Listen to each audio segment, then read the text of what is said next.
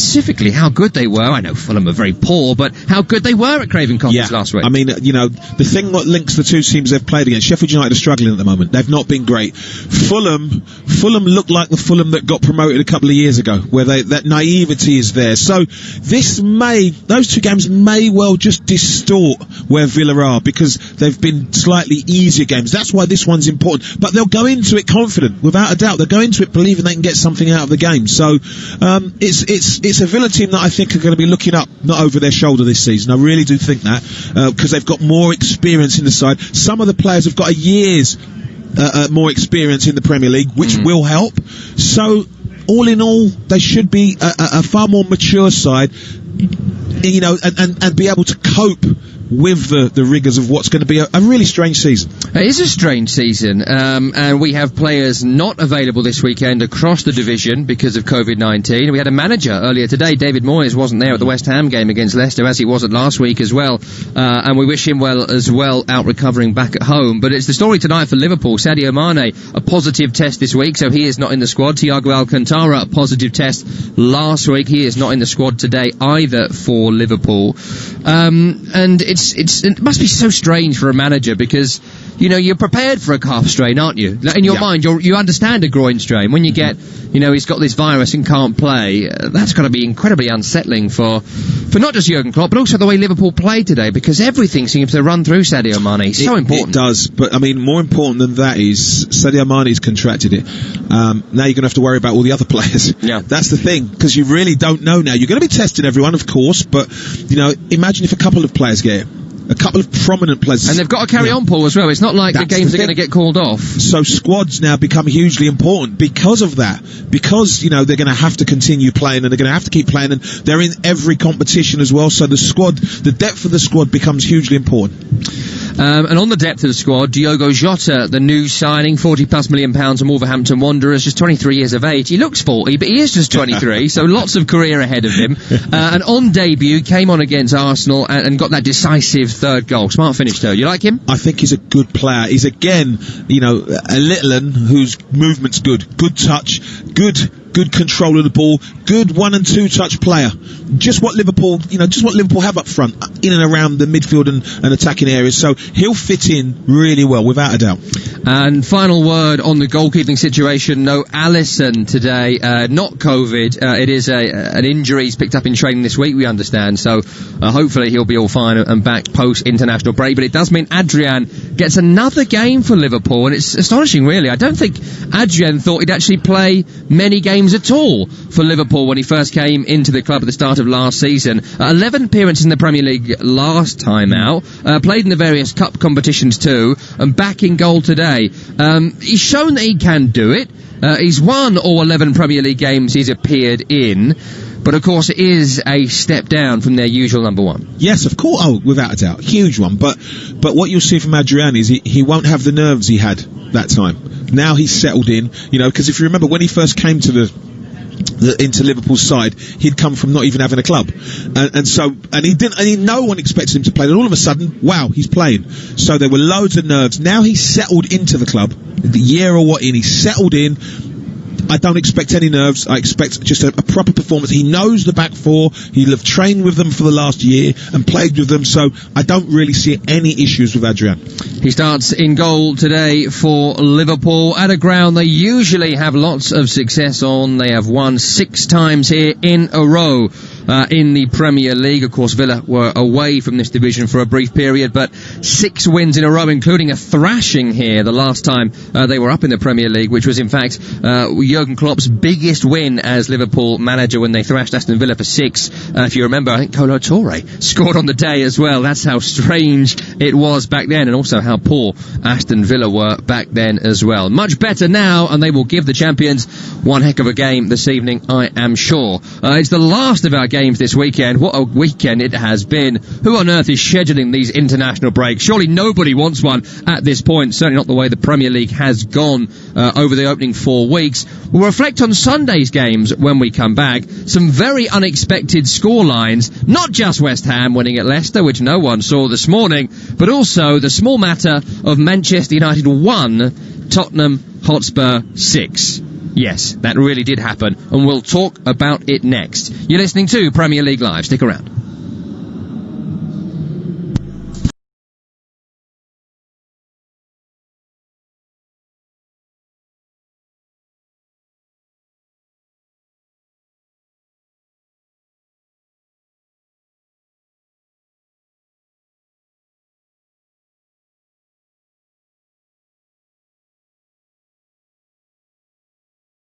You can hear me on the Sports Bar with Jason Cundy. We'll be taking all your calls, text, tweets and emails on all the big talking points from the weekend's football. And remember, we bring you the very first look at the next day's back page headlines every single night. The Sports Bar, weeknights from 10 on Talk Sport. Talk Sport. Talk Sport. Catch up and listen up without having to cough up. It's free. Go to talksport.com and download the app today. Or don't. Your choice entirely. Hello, Jim White here. Now, if you're wondering about all the background hullabaloo, I'm helping out as lifeguard at the brand new Talk Sport swimming pool. Golf! No running there, boy! But never mind that. Join me tomorrow morning from 10, when I'll be up to my neck in the warm, chlorinated waters of the day's biggest sports stories. Come plunge with me, Jim White, straight in at the deep end of the action. Weekday mornings from 10 on Talk Sport. Driving home with Darren Goff and Durham, a sporting legend and an angry sports journalist who'll pick a fight with anyone. Just really winds me up. Absolutely unbelievable. To say I'm angry is an understatement. Adrian Durham, what an absolute clown. Dynamic, double strength drive time radio. Shall I stay? I don't like listening to him. I'll turn off. Do you want me to stay? Adrian Durham and Darren Goff. He's an idiot. Right, hands up, who wants me to stay? Drive time radio. I don't have to. Weekdays from 4, only on Talk Sport. Paul Hawksbee and Andy Jacobs on Sport. Talk Sport. It's the double O duo of the radio show that's like a collapsible bridge over a shark-infested pool of big names, sporting headlines, and topical debate. Join Paul Alligator Hopscotch Hawksbee and Andy Oddjob Jacobs, flying the plane of sporting entertainment out of the horse's bum of conventional radio. Have we got Pussy Galore on the show, Andy? No, Paul, but we've got Todd Macklin's American Sports Roundup. Will that do? Not really, Andy, no. Hawksbee and Jacobs, shaken but not stirred. Weekday afternoons from 1 on Talk Sport. Talk Sport. Talk Sport. Confuse bookmakers, impress football agents and entertain the kids with the improved Talk Sport app. Totally fun, totally free, totally football. Download it now from talksport.com. Hey, kids, take my mobile and go over there and play or something. Don't press the button that says Tinder. Talk Sport. You're listening to Premier League Live. Our final game of a jam-packed Sunday here at the top level of English football comes from Villa Park as Aston Villa take on Liverpool. I'm Tom Rennie. Paul Mortimer is with me, former Villa winger. Headlines from the team news: Ross Barkley gets a first start for Aston Villa. Watkins, Grealish, all starting in a very strong-looking Aston Villa lineup for Liverpool. Sadio Mane failed a COVID test this week, so he's not in the matchday squad. Diogo Jota in for him. And Adrian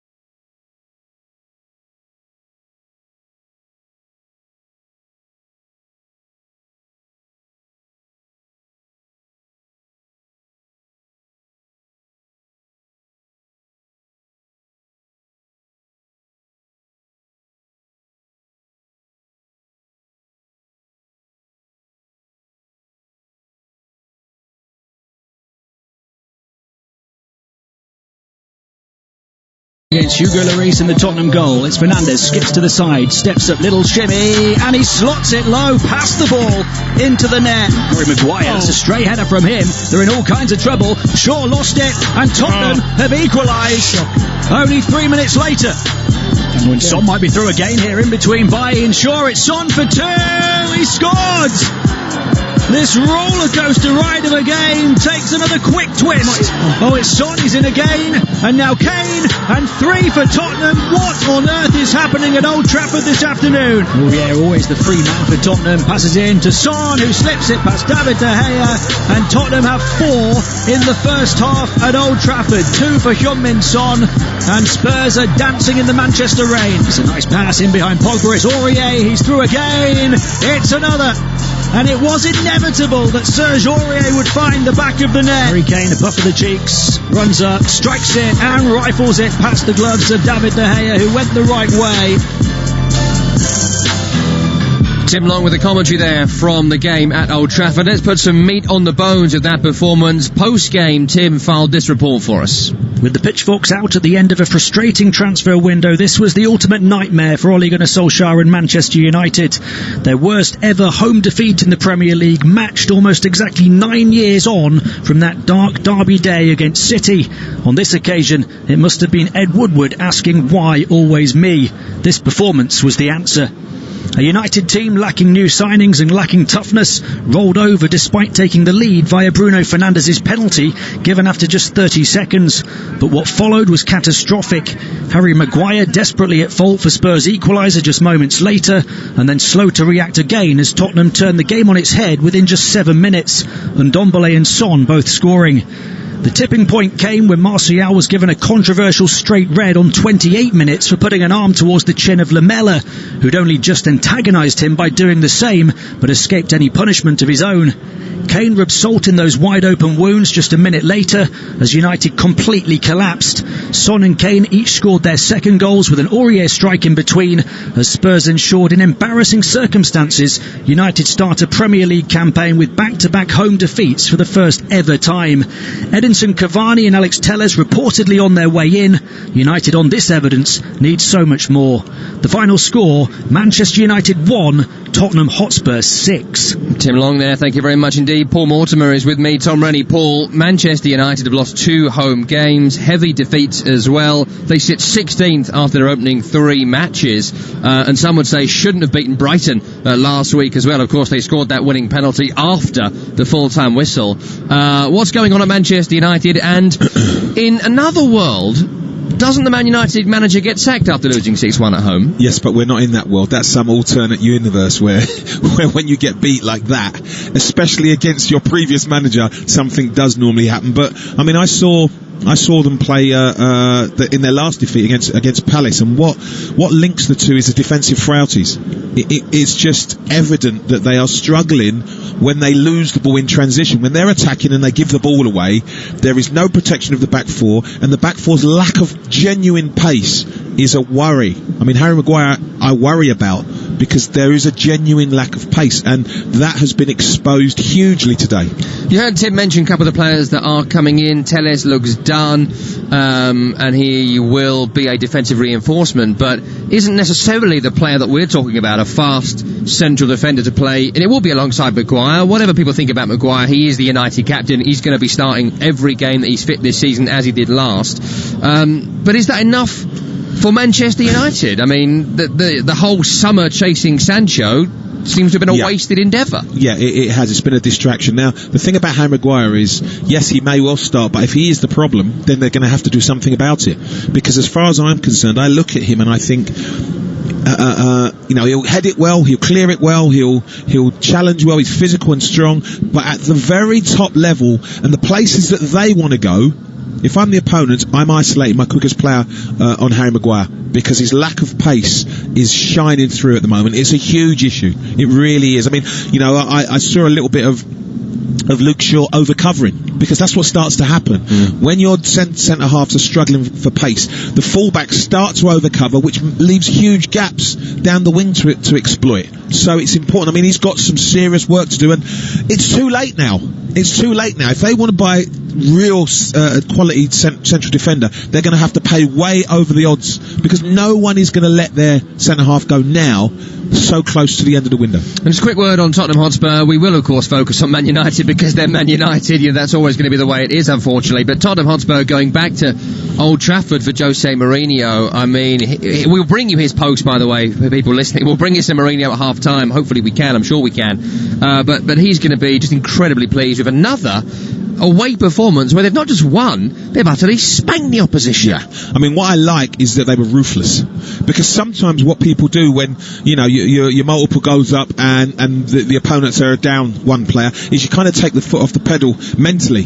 You start to just power down a little bit, but they weren't. They went for the throat, and it could have been 7s and 8s. Let's be honest, it really could have been. So they kept going. And you know what I'd like to see from Mourinho, which I don't think will happen, is if he had a bit of class about him, I'd just say nothing. Yeah. I really would, but that's never happening, is it? We will find out. Let's hope he says more than that, because we're trying to play it on this audio medium. We'll find out at half-time, hopefully. We've got our team working on that at Old Trafford. Elsewhere today, Leicester 0, West Ham United 3, an incredible performance from West Ham United. David Moyes still recovering at home following his positive COVID diagnosis, so better at home than he is at work. The story for so many of us these days, of course. Southampton 2-0 winners against West Bromwich Albion. Arsenal scraped past Sheffield United 2-1, and Wolves beat Fulham in what was a dour game, we understand, by a 1-0, but a good win for Wolves following their big loss against West Ham last week. That's all happened. One final game to come, and it's from Villa Park, where Aston Villa take on Liverpool. Let's hear from the two managers, Dean Smith of the Villains and Jurgen Klopp of the Reds. Their work rate is phenomenal. If you saw them press it in the first half against Arsenal last week in the Premier League game, there was no individualism. It was one that was pure teamwork, and it's one that a lot of clubs will take note of. If we really want to attack the title this year, we have to improve, because all the others will improve as well. And I really think that the Premier League clubs did, from a football point of view, a really, really good business so far. So how I see it, all teams got stronger during the transfer period with the signings they made, and Aston Villa is one of these teams, 100%. I think Traoré and Barkley are two top signings, which will really help them. Other teams like Everton improved massively and all these kind of things. So we have to improve that we can be in a similar position as last year. Otherwise we have no chance. That's completely normal. Victory for Liverpool this evening puts them joint top with Everton ahead of the Merseyside derby, which is after the international break. Paul Mortimer, final word before we go to kick-off on Liverpool. It's been another good start for them. Perhaps not vintage performances so far, but just like last season here at Villa Park as well, where they trailed right at the death before winning. The winning mentality, the victorious come the full-time whistle, is still very much there for Jurgen Klopp's side. Yes, and what I like about them is whichever way you look at it, they win. They can win playing great football, they can win playing horrible football, they can win playing no real football. They are the perfect side at the moment when it comes to winning, because they know how to do it, and they play to the 95th, 98th, whatever minute, and so Villa will have to be sharp. Even if it's 0-0 after 90 minutes, you're still looking at Liverpool scoring, so Villa have to be on their toes for the entirety of the game. Players are in the tunnel. We are 5 minutes away from kick-off. Aston Villa looking to win 3 consecutive Premier League matches for the first time since April 2010. Liverpool can be the first team in top flight history to start 3 consecutive campaigns with 4 victories in a row. Big game to round off game week 4 of this season, the final set of fixtures before the international break.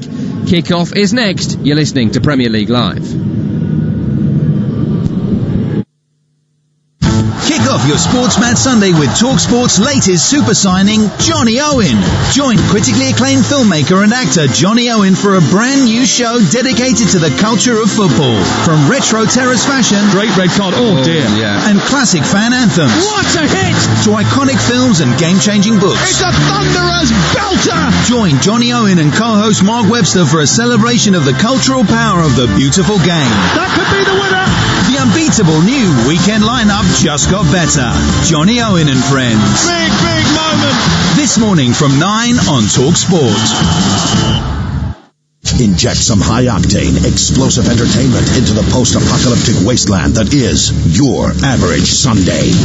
The warm-up with Mad Max Rushton on TalkSport. Actually, I'm not mad, just a bit tired. He's the rebel weekend warrior, chained to the wheel of a souped-up juggernaut of sporting confrontation. Actually, it's just a normal city car, 1.6 automatic. 2 hours of fuel-injected football fury that never runs out of gas, guts, or glory. guys. Wheel spinning through the blasted badlands of your weekend like a demonic convoy from hell. He clearly hasn't heard the show, has he? The warm-up belongs to the mad. Mad Max Rushton, this Sunday morning from 11 on TalkSport.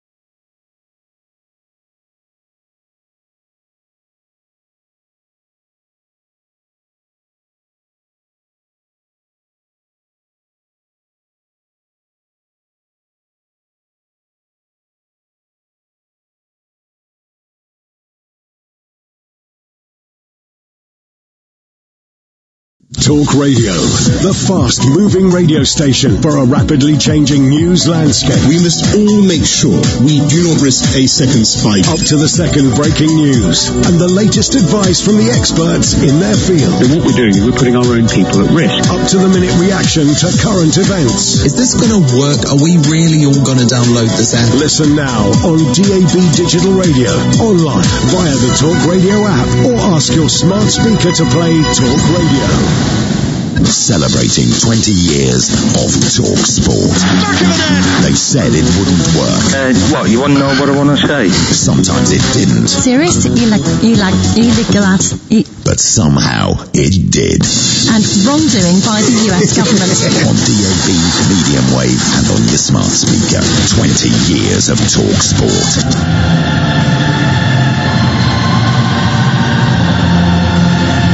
You are listening to TalkSport's coverage of Aston Villa up against Liverpool from Villa Park. I'm your host, Tom Rennie. With me for this one, the housewives' favourite, the perfect companion for a Sunday of football, the former Aston Villa and Charlton winger Paul Mortimer. This is Premier League Live. Aston Villa have not won their opening 3 games in a league season since 1962 under Joe Mercer. So this campaign already historically impressive from Dean Smith's side. They are the only team yet to concede a goal in the Premier League this season, and victory today could put them in the top 4 before the international break. Liverpool with a victory, they will go joint top with Merseyside rivals Everton before the derby in a couple of weeks' time. They have earned 5 successive Premier League victories against Aston Villa by an aggregate score of 15-3, so will fancy themselves for another victory tonight. Here are the teams, starting with Aston Villa. Emiliano Martinez is in goal. Back 4 left to right of Villa is Matt Targett, Tyrone Mings, Ezri Konsa and Matt Cash. Douglas Luiz in the centre of midfield with the debutant Ross Barkley in the centre alongside John McGinn. Ollie Watkins up front through the centre, Jack Grealish on the left-hand side and Trezeguet on the right. That's one change from the side that beat Fulham last week. Horahan drops down to the subs bench. Also on their bench, Jed Steer, Ahmed El Hamadi, Bertrand Traore, another new signing, Marvellous Nakamba, Anwar El Ghazi and Keenan Davis. For Liverpool, Alisson picked up a knock this week, and so Adrian comes in to replace him in goal. Back 4 left to right, Andrew Robertson, Virgil van Dijk, Joe Gomez and Trent Alexander-Arnold. Fabinho in the centre midfield with Naby Keita and Jorginho Wijnaldum. Firmino up through the centre, Mo Salah on one side, and no Sadio Mane today, failed a COVID-19 test this week, so Diogo Jota comes in having scored on his Liverpool debut against Arsenal last week.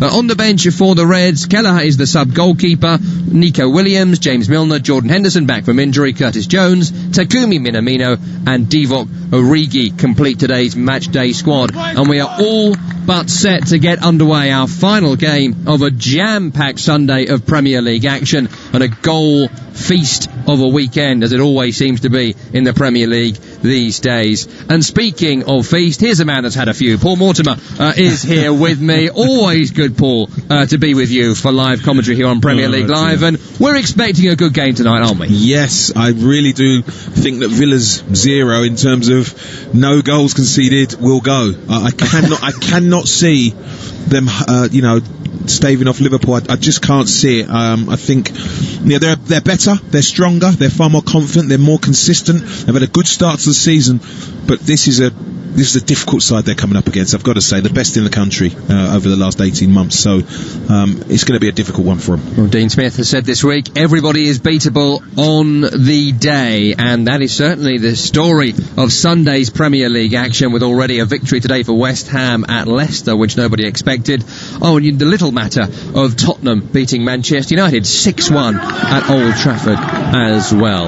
All the players have just taken a knee, as is the way before every Premier League game this season. The Premier League supports the No Room for Racism campaign across this season, and now we are underway with Aston Villa kicking from left to right as we look in this first half. Claret shirts with blue sleeves, white shorts and claret and blue socks, mainly blue. They kick towards the goal away to our right. Liverpool the other way, right to left, and they are wearing black shirts, shorts and socks with a kind of fluorescent salmon trim. Let's go with that today. And as I say, they kick towards the goal away to our left. Martin Atkinson is our referee, and John Moss is the dreaded VAR. Also the fourth official today who gets it in the neck from both Klopp and Smith is David Coote down there. Ball is with Emi Martinez, the goalkeeper signed from Arsenal during the summer transfer window, decked out all in green. He chips the ball outright towards another new signing, Matt Cash, but that's a little bit too heavy for Cash, and it goes out of play for a throw into Liverpool. Here's McGinn, midway inside his own half, challenged by Jota, cleared away by Cash, picked up by Luis on the chest, into Jack Grealish. First time he can pick the ball up and turn forward for Aston Villa. The captain pokes it onto Watkins, trying to find Barkley, who's goal side of Van Dijk. Van Dijk just holds the ball up and finds a poke to McGinn. Does Barkley cross towards Trezeguet, away by Robertson. Getting forward is Cash down that right-hand side, right-footed cross. Up in the air, away by Gomez, clattered into by Barkley. No free kick given by the referee, cleared by Robertson on this near side. Not very far though, loops it up in the air on the edge of his own area. Fabinho's second clearance wasn't very good either, picked up by Trezeguet. Lob forward towards Watkins down the right-hand side. He's up against Robertson, he's up against Keita. He's forced towards the corner flag, wants to win a corner, cross is blocked. Breaks to Jota, who's turned away nicely from the attentions of a Villa player there, Trezeguet, and it allows Liverpool to look cross-field to Alexander-Arnold, lobs it upfield towards Salah, picked up by the England international Tyrone Mings, facing his own goal, and Villa can regroup and rebuild again on the halfway line with Grealish into the former Manchester City man Douglas Luiz.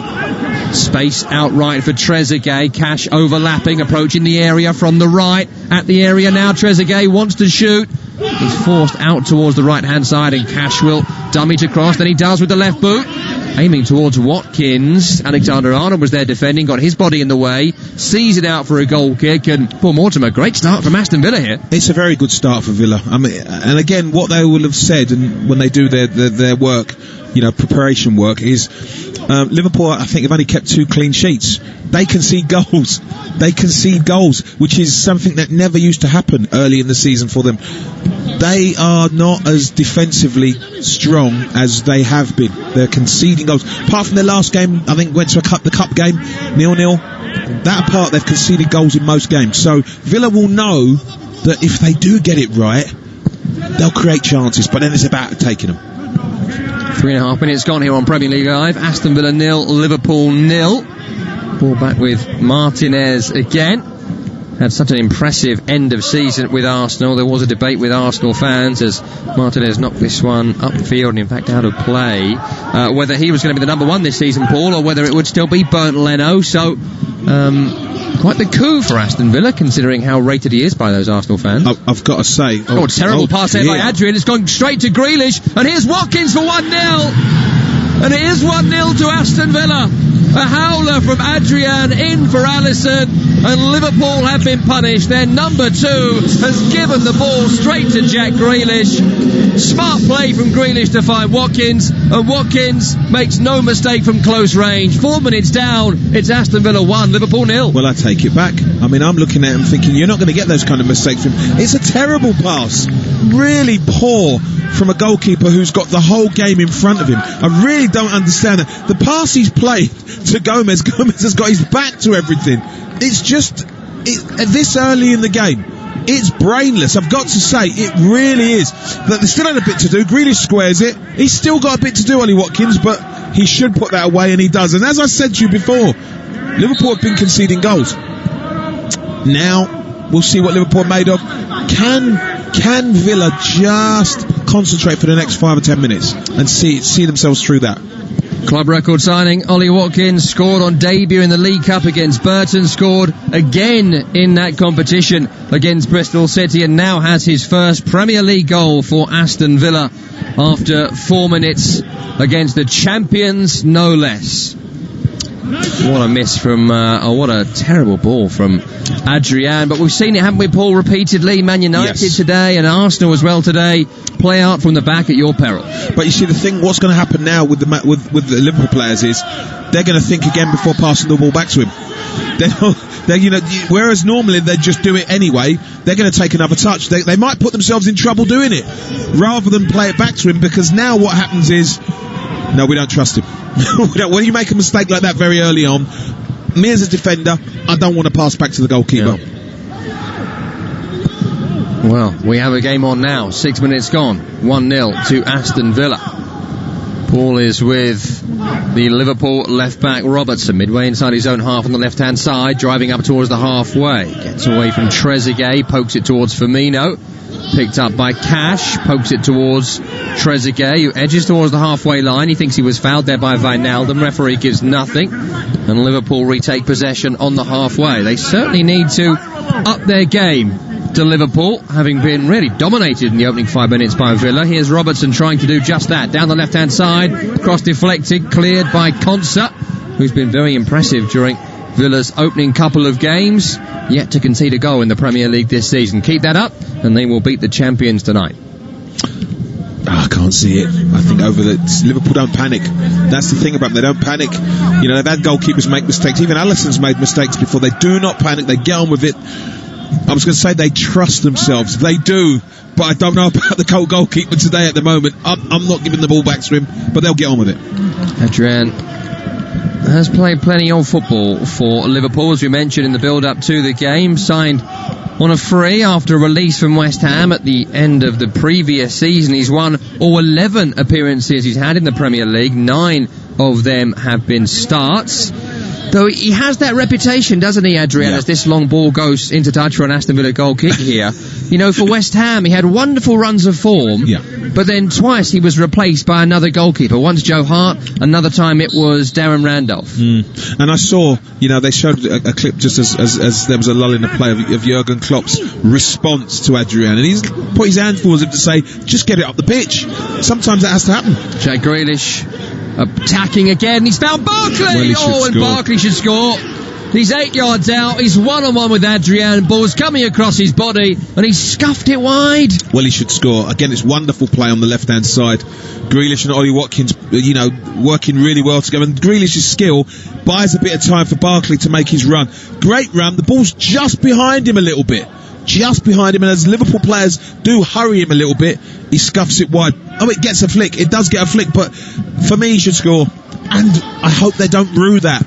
They've got to take their chances when things are going well, and things are going well for Villa at the moment. Yeah, it looked like on replay it did take a flick on its way through. It is a goal kick for Liverpool, which is now taken up towards the halfway, where Roberto Firmino brings the ball down under pressure and gets Liverpool on the ball. Some much needed possession in Villa territory. They work it just inside their own half here to Van Dijk and Gomez. Back to Virgil van Dijk. His right is Gomez. Watkins chasing him down, nearly nicking the ball off him too. Barkley assisting in the press. It's out left to Robertson. 9 minutes gone here. Aston Villa 1, Liverpool 0 on Premier League Live. Ollie Watkins' first Premier League goal, separating the two teams after a mistake by Adrian, and Ross Barkley missing a sitter moments ago could prove costly. 1 goal and no assist in 13 career games against the Reds. Scored in a cup game against them for Chelsea back in March. As Tyrone Mings drives down the right channel here for Villa, and he's found Trezeguet, and Trezeguet looks low towards Watkins, intercepted by Gomez. It went beyond Virgil van Dijk, and as Paul Mortimer said there, they would have been in there with a good ball. It wasn't a good ball. Liverpool looking to counter down the other end, but Firmino's through pass intercepted by the retreating target, and Villa work it back to their goalkeeper. 10 minutes gone, they're winning 1-0. Good bit of play from Villa, and Trezeguet's just got to shape that ball in a little bit better, I think. And I think Watkins, is in, as well as Tyrone Miggs. Liverpool look a little bit too open for me. When they lose the ball in transition, they don't seem to be recovering back as quick as possible. And I'm looking at Fabinho in the middle of the park, who normally protects the back four. Doesn't seem to be happening at the moment. Jordan Henderson back on the bench for Liverpool today, injured in the Chelsea victory a couple of weeks ago.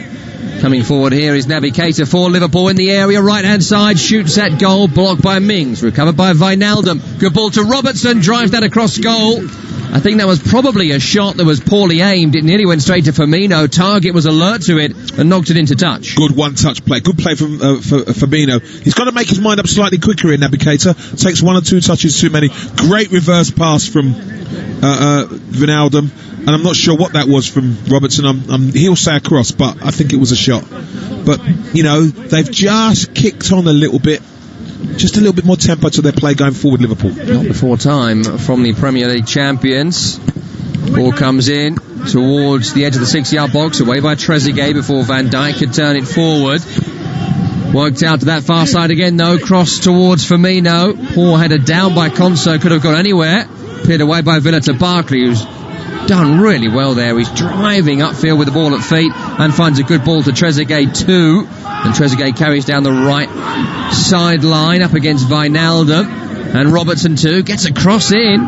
Flicked on by Watkins onto Grealish, left hand side of the area. Up against Mo Salah, puts his arms behind his back. Cross comes in from the left hand side. Poor ball by McGinn that time, recovered by Luis. Forward by Mings, trying to find Grealish over his head. And a play for a throw on the right hand side, midway inside their own half for Liverpool. Sometimes as a player or a group of players on the pitch, you realise the opponents, when we've got the ball, aren't quite at it. They're not quite running back with the intensity that they should be. And I'm guessing Villa see that in Liverpool. They don't seem to be recovering back quickly. In that last, sequence of attack, Villa flew forward. Not all the Liverpool players came back. There were gaps all over the place. And Jurgen Klopp will be worried about that. But the Villa players have to take advantage of it. They have to, because Liverpool can improve. They can play better. There were moments during Project Restart where a lack of intensity in Liverpool was certainly discussed. They dropped 8 points in the final 7 games after winning the title. Just 7 points dropped in the 40 games previous to that. Weren't at their sharpest against Leeds United at Anfield either, and I last saw them. And they're not at their best here, Jurgen Klopp's side. Plenty of time to go. Here's Fabinho on the halfway line for Liverpool. Outright to Mo Salah, left-footed diagonal, trying to find Firmino. Just ahead of the Brazilian forward. Bounces through to Martinez, who makes a smart stop. Right ball, wrong player.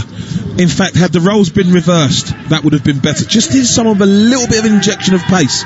Salah probably would have got on the end of that. Fabinho doesn't have that kind of pace, but great ball. High ball from Villa towards Watkins, won by Gomez, who heads to his left, and Van Dijk, and he already has started another attack. It's on to Robertson, who finds Jota in for Sadio Mane today. £40+ million from Wolverhampton Wanderers. Naby Keita carries right to left onto Robertson, helps it to Jota, back to Robertson, left end line, cuts it back, cleared by Mings. Keita was sniffing about there, trying to turn it home, and that's good defending. Yeah, good positional play from Tyrone Mings, but you can see they're getting closer. And again, it's good 1 and 2 touch play. Everyone involved. Robertson, focal point of it. Not enough Liverpool players in the box when it mattered, but that play is getting them closer and closer. Good defending from Tyrone Mings. Will be a corner over on the left-hand side to Liverpool. Yes, it will. Robertson will take it. Right arm goes up. Ball delivered in. Flicked on, then away by Trezeguet for Aston Villa. Picked up by Alexander-Arnold, who finds Keita. On towards Robertson. Left-footed crosses deep. Up in the air by Ross Barkley, trying to find Grealish. Recovered by Trent Alexander-Arnold. Salah looks in towards the feet of Fabinho. Back to Wijnaldum. And towards the halfway, and Joe Gomez for Liverpool, who looks diagonal right to left to the feet of Robertson, controlled and passed short, and diagonal to Jota. Into Firmino, back to goal. To his right is Fabinho, further on to Alexander-Arnold, corner of the area, crosses blocked. Good defensive work there by Matt Targett over on the far side. Aston Villa left back. Gonna have a tough night tonight against Trent Alexander-Arnold. Does well there. Throw in taken into Naby Keita. Onto Firmino. Back to Keita. Here is Salah. Turns forward. Poke to Firmino. 1-on-1 with the goalkeeper. Saved by Martinez. Then McGinn has stepped across Salah. He's run the ball back, and you heard the shouts from Liverpool players. They thought that should have been a penalty. Never a pen. I'd rather concentrate on the wonderful 1 and 2 touch play that got, I think it's Firmino in. It's attack versus defence at the moment, and Villa are creaking at the moment. Good play. Really wonderful play from Liverpool. Good. Again, all the way through. Well, he doesn't play the ball, McGinn. I think outside the box, that's probably given as a foul. Good save from Martinez, I've got to say. Do you know what? That's a penalty. I take it back. I've just seen it from that angle. The roller coaster of opinion that is Premier League Live. I've just seen it from another angle. That's a penalty because he moves towards Salah. He doesn't move towards the ball. He moves towards Salah to clean him out before he touches the ball. Yeah, he's played the player, not the ball. Well, you can see maybe why Martin Atkinson didn't give it on first viewing. There is a VAR, Paul, and it seems the VAR, who is John Moss, does not agree with your assessment. Well, what does he know?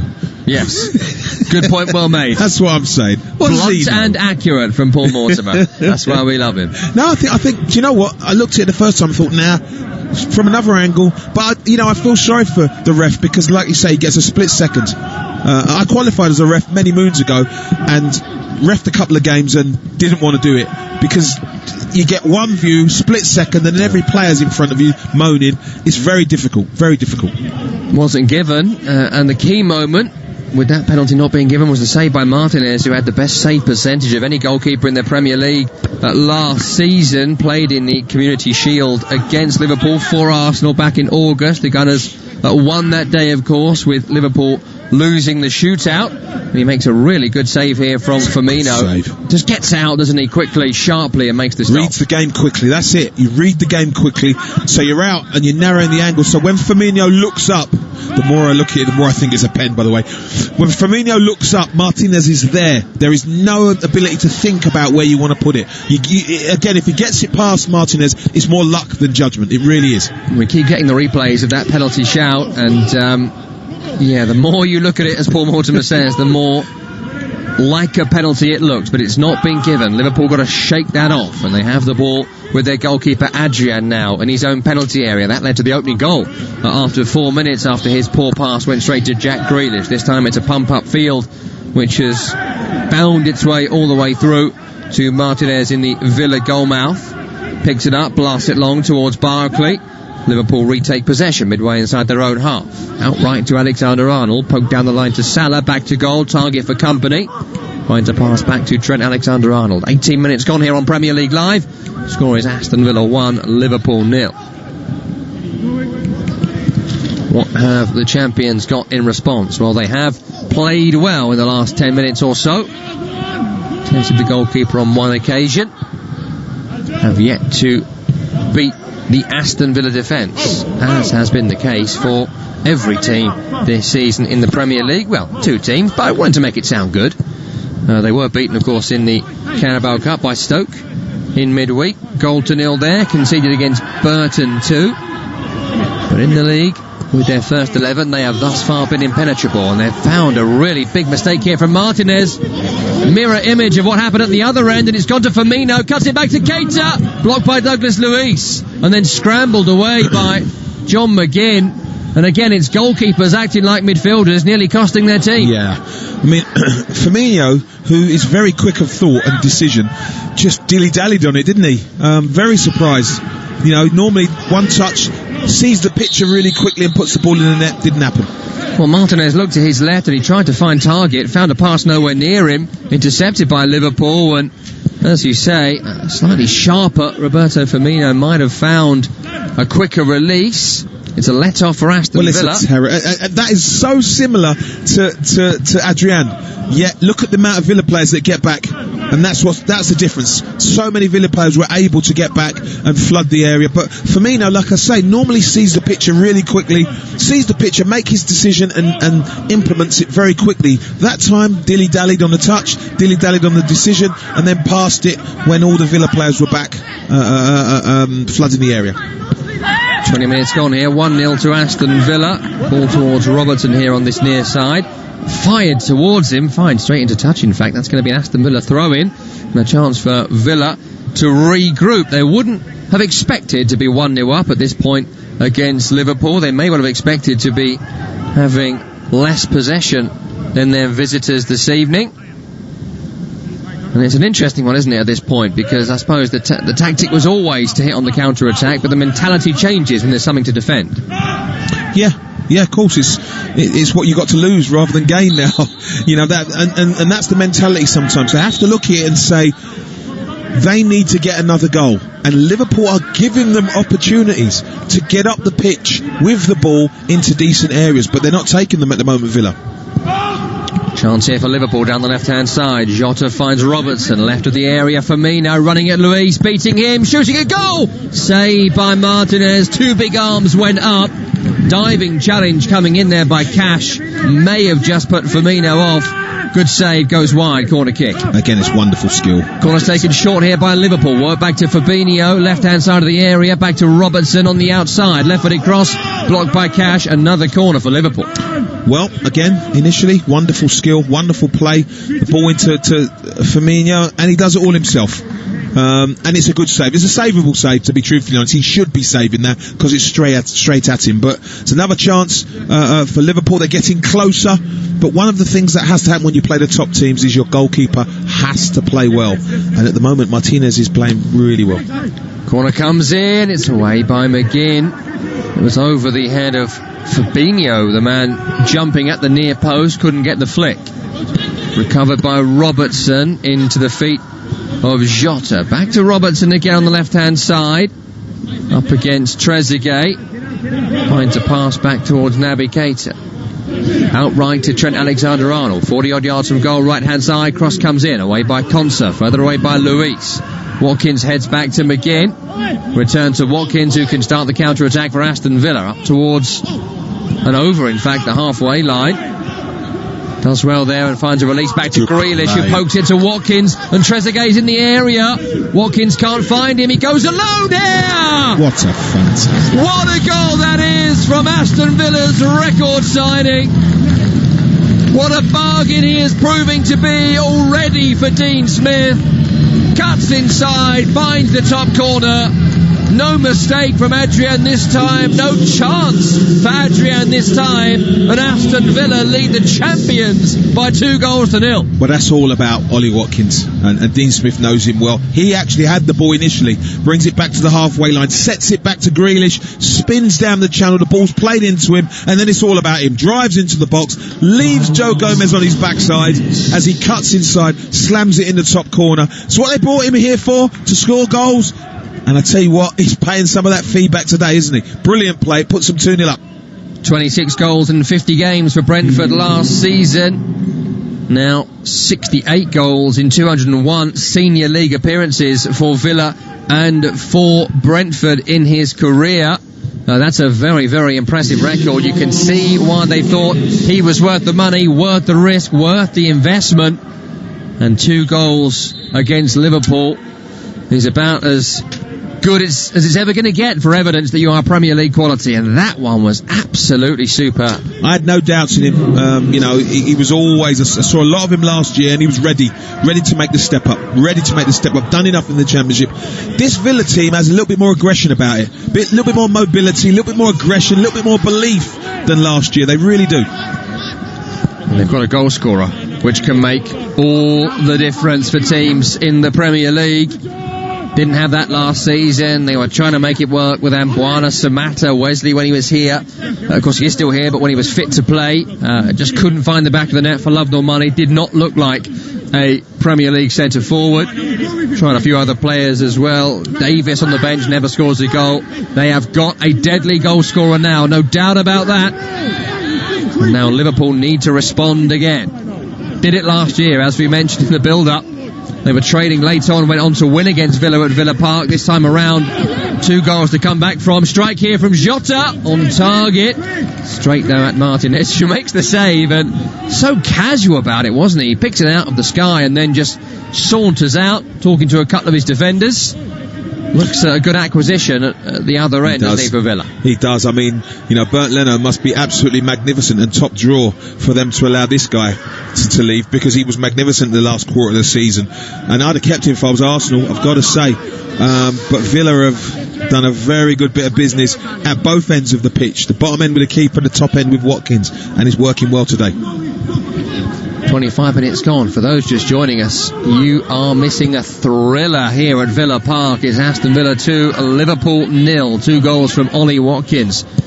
Centre forward club record signing this summer on a day where there's been some shocking results in the Premier League. At Old Trafford, just before this one, it finished 6-1 to Tottenham against Manchester United. Also, West Ham going to Leicester and winning by 3-0 today. Results we would not have expected, but this may well top the lot if Aston Villa are able to beat the champions here. Of course, Villa stayed in the Premier League last season by 1 point, which they picked up on the final day, as Salah crosses towards Jota in the area, turns to shoot, and he gets in the way of Wijnaldum, who may have taken that off his toes there to drive towards goal. And Villa will counter with Ross Barkley. Great turn of pace from Ross Barkley. Drives out to the right-hand side, midway inside Liverpool territory, helps it on to Trezeguet. Van Dijk goes to ground, clears it away, and that's a throw into Aston Villa. No foul here on Van Dijk, who's cutting his face. He took a bash in the chops as Trezeguet's falling down. That's always it's just momentum. He just catches him with his boot. He doesn't even know he's doing it, and they're quite dangerous then, but it's a total accident. Painful one though for Virgil van Dijk. He's still feeling the after effects. He's too good looking anyway. Yeah, he looks very much like a modern day Paul Mortimer. I always think that about Virgil van Dijk. Good looking men at Villa Park today. Oh dear. You want to say something nice about me, or no? Okay, fine. You could have said like a young Statham or something like that. Oh yeah, okay, all right. More like the Belgian Prime Minister, I'm told. But anyway, we'll move on from that. Oh Is dear. that not as flattering? Not as flattering as I would like. I'm saying nothing. No, okay, fine. You're too nice to confirm that assertion. From the throw-in, Liverpool have cleared it. Villa have won it back on the halfway line. Target down the left side to Grealish. Grealish runs into touch. Throw into Liverpool. 27 minutes gone. Liverpool trailing 2-0. Salah on the halfway crossfield circle. They haven't played badly, Liverpool. They're not at their best. There's no disputing that. But they have chances to be ahead. They have. Got to up their game, though, as Jota cuts inside from the left. Chip towards goal. Good effort. Really good save by Martinez. It looked like it was going to be a cross from Jota. He's actually almost Glenn Hoddle style, tried to chip the goalkeeper from an unexpected angle, and it's tipped over the top. Good save. Well, what you see as he goes to chip it, Martinez creeps forward, because I think he's anticipating a cross, so he's taken a step forward, now has to move back quickly, and was agile enough to get it over the bar. It's a corner taken quickly, taken short to Naby Keita, back to Alexander-Arnold. Shouts of offside there, you heard from the Villa goalkeeper Martinez. I think he's probably right. Didn't find Alexander-Arnold in the end. Good challenge before it got there. It is a throw over on that far side though, which Alexander-Arnold will take. Into Salah on the end line. Controlled on the thigh. Carries in between 3 Villa players. Recovered by Target.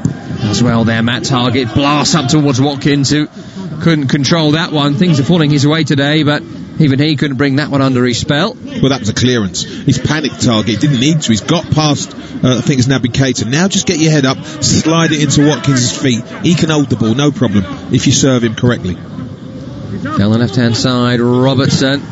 Left-footed cross is blocked. That will be another corner for Liverpool, which have been racking up in this game so far. This will be their 7th by my count. They have, but you see, they're getting into good wide positions, and Villa are blocking the crosses. They're not allowing crosses in, so yeah, they're giving up corners, but I think they feel confident enough. They're a big side. They feel confident enough to be able to deal with Liverpool. Corner on the left. Robertson takes away at the near post by Aston Villa. Recovered by Alexander-Arnold. Left to Robertson. Bit of space for him. Doesn't cross. It's cut back towards Naby Keita. To his right is Alexander-Arnold. Sent to the pitch 40 yards from goal. Chips it out to the left again to Robertson. Picks it up on the end line. Jota helping him out. Infield. Here he is. Back to Alexander-Arnold. Shoots a goal. Blocked by Luis. Recovered by Naby Keita. Half an hour gone. 2-0 to Aston Villa. Robertson into Jota. Up against Cash. Turns in field. On to Fabinho. Diagonal chip towards Salah. Won by Mings. Not a great header by Mings, but no one was there from Liverpool to take advantage. And he's blasted it up towards Watkins, who, if he could have headed onto himself, would have been through there. Heads it back into the centre of the field instead by accident. Recovered by Naby Keita. Liverpool retake possession. And Watkins, who's played up front the last season and a half by himself, he knows how to play that role. He's familiar to it. If he can, normally he'd be trying to bring that down, actually. And he's giving Gomez problems. He really is, because he's just as quick. And Gomez, I think, his reading of the game sometimes lets him down. Lack of concentration sometimes. So he's going to have to be sharp and on the ball today. Van Dijk, big diagonal towards Robertson on the left-hand side. Has just headed the ball into his own path. Keeps it on. Good work, though, by the man from Nottingham Forest, Matt Cash, to step in front of him. Knock it back to Martinez, who clears it down the line. Is Trezeguet, cross-field. High line, Liverpool. Villa looking to exploit with Grealish on the left. Slips it to Barkley. Ross Barkley's in here! Oh, he's missed another one. That's two missed by Ross Barkley on debut. Brilliant link play between Barkley and Grealish once again. And this could easily be 4-0 to Aston Villa, just the two. It's wonderful playing. Grealish holds the ball really well, waits really well, and he should score. There's absolutely no dispute. That's a wonderful run from Barkley from through the centre of the pitch, and he's managed to get it under control, but he's just scuffed his shot in the end. But again, it's twice he's run through Liverpool's defence, and twice he's not hit the target. Well, he hasn't been prolific in his career, Ross Barkley, but certainly knows his way to goal. He's good enough to finish the chances he has been given in this game, and could they prove costly? If Liverpool do get back into this game, they certainly would. Well, they've got their tactics right. They know Liverpool going to have a lot of possession. They're going to monopolise it. You know that. You know they're going to create one or two chances. But also what you know about Liverpool in this situation is they overload going forward, and they trust their two centre-halves and Fabinho to sit in. But Villa, with the pace that they've got on attack, Grealish's skill, his willingness to run on Watkins, and also support play from Barkley, will give Liverpool problems. Chance here for Liverpool. Jota is goal side of Cash, and he finds Naby Keita in the area, breaks to Salah, and Salah has scored, and Liverpool are back in this game. Brilliant finish from Mo Salah, first time left-footed, and maybe Villa will be made to pay because of those misses from Ross Barkley. It's 2-1. Again, it's quick play. He does well here, Robertson. And then Jota does really well, cuts inside, and then the play sort of kicks on a little bit. Comes to Keita, he gets a bit lucky with the deflection. I've got to say, it ricochets into Salah's path, and once it ricochets there, unlike Firmino, his quick decision, and he implements it really well, smashes it into the net. Villa now have to calm down and concentrate for the next 10 minutes, because you know what Liverpool are like. They're more than capable of scoring again and again and again. That goal for Mo Salah means it's 100 up in English football for the Egyptian, 98 for Liverpool, 2 for Chelsea. And just as importantly, it gets the champions back in this game where it could be out of reach at this point if Villa had taken their chances. 33 minutes gone, it's 2-1 to Aston Villa. Fantastic strike from Mo Salah, who does most of his goal scoring at Anfield, but in the absence of Sadio Mane, will be asked to do even more in front of goal for this side. Rare open play goal from him as well. Just his second in 12 Premier League away games from open play for Mo Salah. As Villa look to respond. Ball over the top. Barkley's in again here. Ross Barkley 1-on-1 with the goalkeeper. Saved by Adrian. low down to his left with the feet. This time he hits the target, Ross Barkley. It's gone for a corner. It should be a Barkley hat-trick and 5-1. Well, there's a high line from Liverpool, and it's a wavy line. It's a terrible line. I think that first touch from Barkley just pushes it too far ahead, narrows the angle, I do believe, and it becomes slightly harder for him to put the ball in the net. But without a doubt, he could have had a hat-trick, and I think Villa are going to rue these missed chances. I really do. They have another one here from the right-hand side. From this corner, Barkley's ball in, up in the air by Gomez, only as far as John McGinn, who volleys a goal, deflected, and it's gone in, and Aston Villa do have a third, and it's John McGinn on the volley.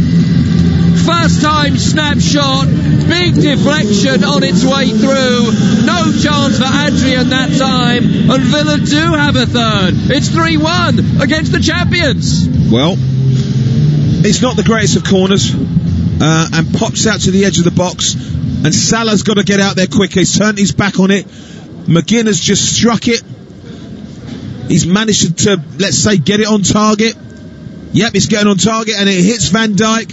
It's one of those Adrian's saving. I think Adrian's definitely probably saving it. It's hit Van Dijk, and the minute it hits Van Dijk, poor old Adrian, his weight is on his left-hand side. He cannot go back to his right. It's in the net, and maybe they're those little bits of luck that Villa need. They seem to be getting them today. First goal in 24 Premier League appearances for John McGinn. First since scoring against Burnley in a 2-2 draw back in September 2019. And he will get that one. It won't be an own goal from Van Dijk because the shot was on target, as Paul Mortimer was saying. Really, really excellent game of football here for the neutral. Liverpool fans will be hating, I'm sure, around the world, but it's been a real end-to-end slobber knocker of a match so far, and I'll tell you what, Paul, the scoring is not finished at 36 minutes and 3-1. No, we have to be honest. I don't see it being finished yet. Liverpool will defend, but I mean, they're looking at offside. I don't think it's offside at all. I think Gomez is holding everyone on. But it's a real gamble when you play an offside trap. It's too high a line as far as I'm concerned. Too big a risk to take. 37 minutes gone here. Liverpool in Villa territory with Firmino held up by McGinn. It's back to Robertson. Is this the most unpredictable start to a Premier League season ever? Already we are seeing shocks at every ground, almost on a daily basis in the Premier League right now. Another one here on the cards, unless Liverpool can get back into it again. Back towards Jota from Alexander-Arnold in the area, stands on the ball, smuggled away by Konsa. I think that kind of tells you where Liverpool are. Ball set back to Jota on the edge of the... Here's Robertson, picks it up on the edge of the area again, back to Wijnaldum, clips it right towards Alexander-Arnold. Diving header by Matt Targett, stops the ball being turned towards goal by Alexander-Arnold. Picked up by Grealish over on the far side. Into McGinn, gives it straight to Firmino.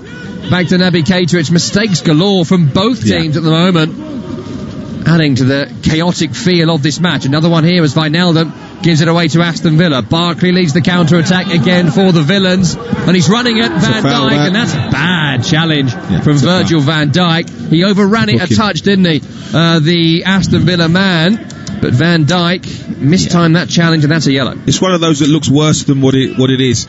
I just look at Barkley. He looks stronger and quicker than I've seen him before, and they just don't seem to be able to deal with him, Liverpool's midfield. And there he stuck a leg out, Van Dijk. He had to, really. He's overrun it. He had to, because he's gambled. If he doesn't hit it that hard, I think he's through Barkley or Watkins. I just think Liverpool's midfield don't seem to have the physical energy to be able to deal with Villa's midfield at the moment. A lot of it's coming from the power running of Ross Barkley, brought in from Chelsea this week, and here he is delivering this set piece. They've broken the offside here. Villa for 4! It is going to be 4! It's a hat-trick for Watkins. Well, 45 minutes ago he'd never scored a Premier League goal. Now he's scored a Premier League hat-trick. Liverpool's high line was nowhere to be seen there, and Aston Villa take full advantage, cut back into Watkins' path, and from close range he couldn't miss. Well, I can't believe what I'm seeing. You've got to check the offside to start with. Well, this may well be offside. We're seeing the replay here. It was Trezeguet at the back post, Paul, and he may have gone a touch early. Yeah, I think he's gone early. And when I saw it from another angle, I'm thinking, no, I don't know, Well, Mings would certainly have been offside, but he is not interfering with play, and so we are going to have the VAR lines on this one for Trezeguet, whether he is in advance of the Liverpool defensive line. We are getting the zoomed in lines here. I think there's a chance he could be. But it was, if not, you'd have to be fuming at Liverpool's defending.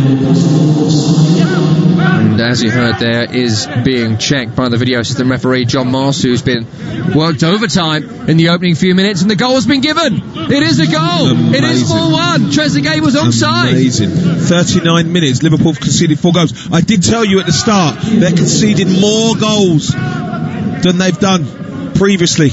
They're not as defensively strong. I don't know what's gone on there. They're not as defensively strong. It seems that they're gambling more defensively than ever. Well, their offence is what they need now, as cross comes in from Alexander-Arnold, picked up by Martinez, falls on the ball like it's the 95th minute of the playoff final, and everyone takes a breather here at Aston Villa. Well, Ollie Watkins, £33 million from Brentford, scored a hat full of goals, as we spoke about earlier on, Paul, and what a game this has been for him. Hat-trick in the Premier League.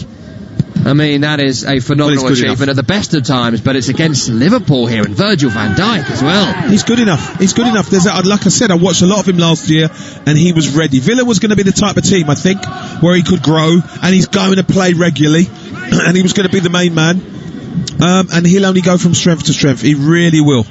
Liverpool, I have no clue what's going on. Defensively, they have conceded a lot of goals, but not just the back four, the midfield sitting in front. Ross Barkley, Grealish, McGinn are running things. I mean, it's and especially when the ball's in transition, when Liverpool lose it and Villa are on the attack, Liverpool's midfield are nowhere to be seen. And Villa are coming again down the left-hand side here into Grealish, trying to find Trezeguet, won by Van Dijk, picked up by Firmino. Nice turn away from Barkley. Looks to start the counter, but Cash read it well. And Cash will chip it upfield. Alexander-Arnold's got to deal with it, knocks it back to Adrian. Not a great ball to Adrian, who may well wish Alisson was fit for this game, having conceded 4 here in 41 minutes. Another quick line on Watkins, by the way, with the goals he scored tonight. No player in the top 4 tiers of English football has scored more goals than Ollie Watkins since the start of last season, overtaking both Mitrovic and Jamie Vardy, who both have 28. Now puts Watkins on 29 with the 3 he scored tonight. Big diagonal from Liverpool towards Salah, poorly placed, into touch. Well, what does Jurgen Klopp do, Paul, at half-time? 3 minutes until 45 are up, and he hasn't been asked questions like this too many times during his reign at Liverpool. I think this is not about personnel changes, this is about mentality change. This is about being harder, going and closing the ball down, pressing it more, further up the pitch, stopping Villa's midfield, because at this moment in time, when they lose the ball, Liverpool, it's like the players are mentally powering down. They're not working hard to win it back. Villa have too much time and space to play. They've far too much time and space to play. It's Liverpool coming forward here. Robertson in the centre circle finds Jota running at Cash, corner of the area, left-footed, balloons one towards the back post, way over the crossbar, nowhere near Salah, and it's the first time that an attack has really broken down in that way, isn't it, in this game? Well, he's had his moments, Jota, but consistently he's not been great today. But then, which Liverpool player has? Having said that, in attack, they do look like they could score. They do look like they're creating things, but normally their defence or their defending is so much better. From the front, it's so much better. And I think they miss Sadio Mane's industry when they haven't got the ball. I really do. I don't think that's there at the moment. Offensively and defensively so far, Liverpool have been found wanting, and they are trailing by 4 goals to 1. Who saw this one coming? Anyone out there? Come on, at TalkSport Live. Tell us you predicted it. And prove it as well if you can. Timo says, the surprises keep on coming in the Premier League. And Timo, you're absolutely right. Which is more surprising? Villa winning 4-1 here, or Tottenham winning 6-1 at Manchester United, or West Ham winning at Leicester? What a bizarre Sunday this has been. 3-0, by the way, it finished to the Hammers at the home of the Foxes. Minute to go until half-time here. Still plenty of time for Liverpool to regroup and get back in this game. But they've given the ball away again here. Gomez caught on the halfway. And Trezeguet's coming forward. Strikes that goal deflected. It goes straight to Adrian. He throws out to Alexander-Arnold. On to Firmino. Turns away from Luis and finds a short pass to Naby Keita. On to Robertson. Picked up by Jota on the left-hand side. Barkley for company. Plays it back to Andrew Robertson. Robertson back to Jota. Into Salah. Up against Luis. Back to Robertson. Left-footed low cross away by Ezri Konsa. And that's something they've done really well. When the crosses have come in, Konsa and especially Mings have positioned themselves really well and been able to clear most things. But I've not seen Liverpool give the ball away as much as they have done.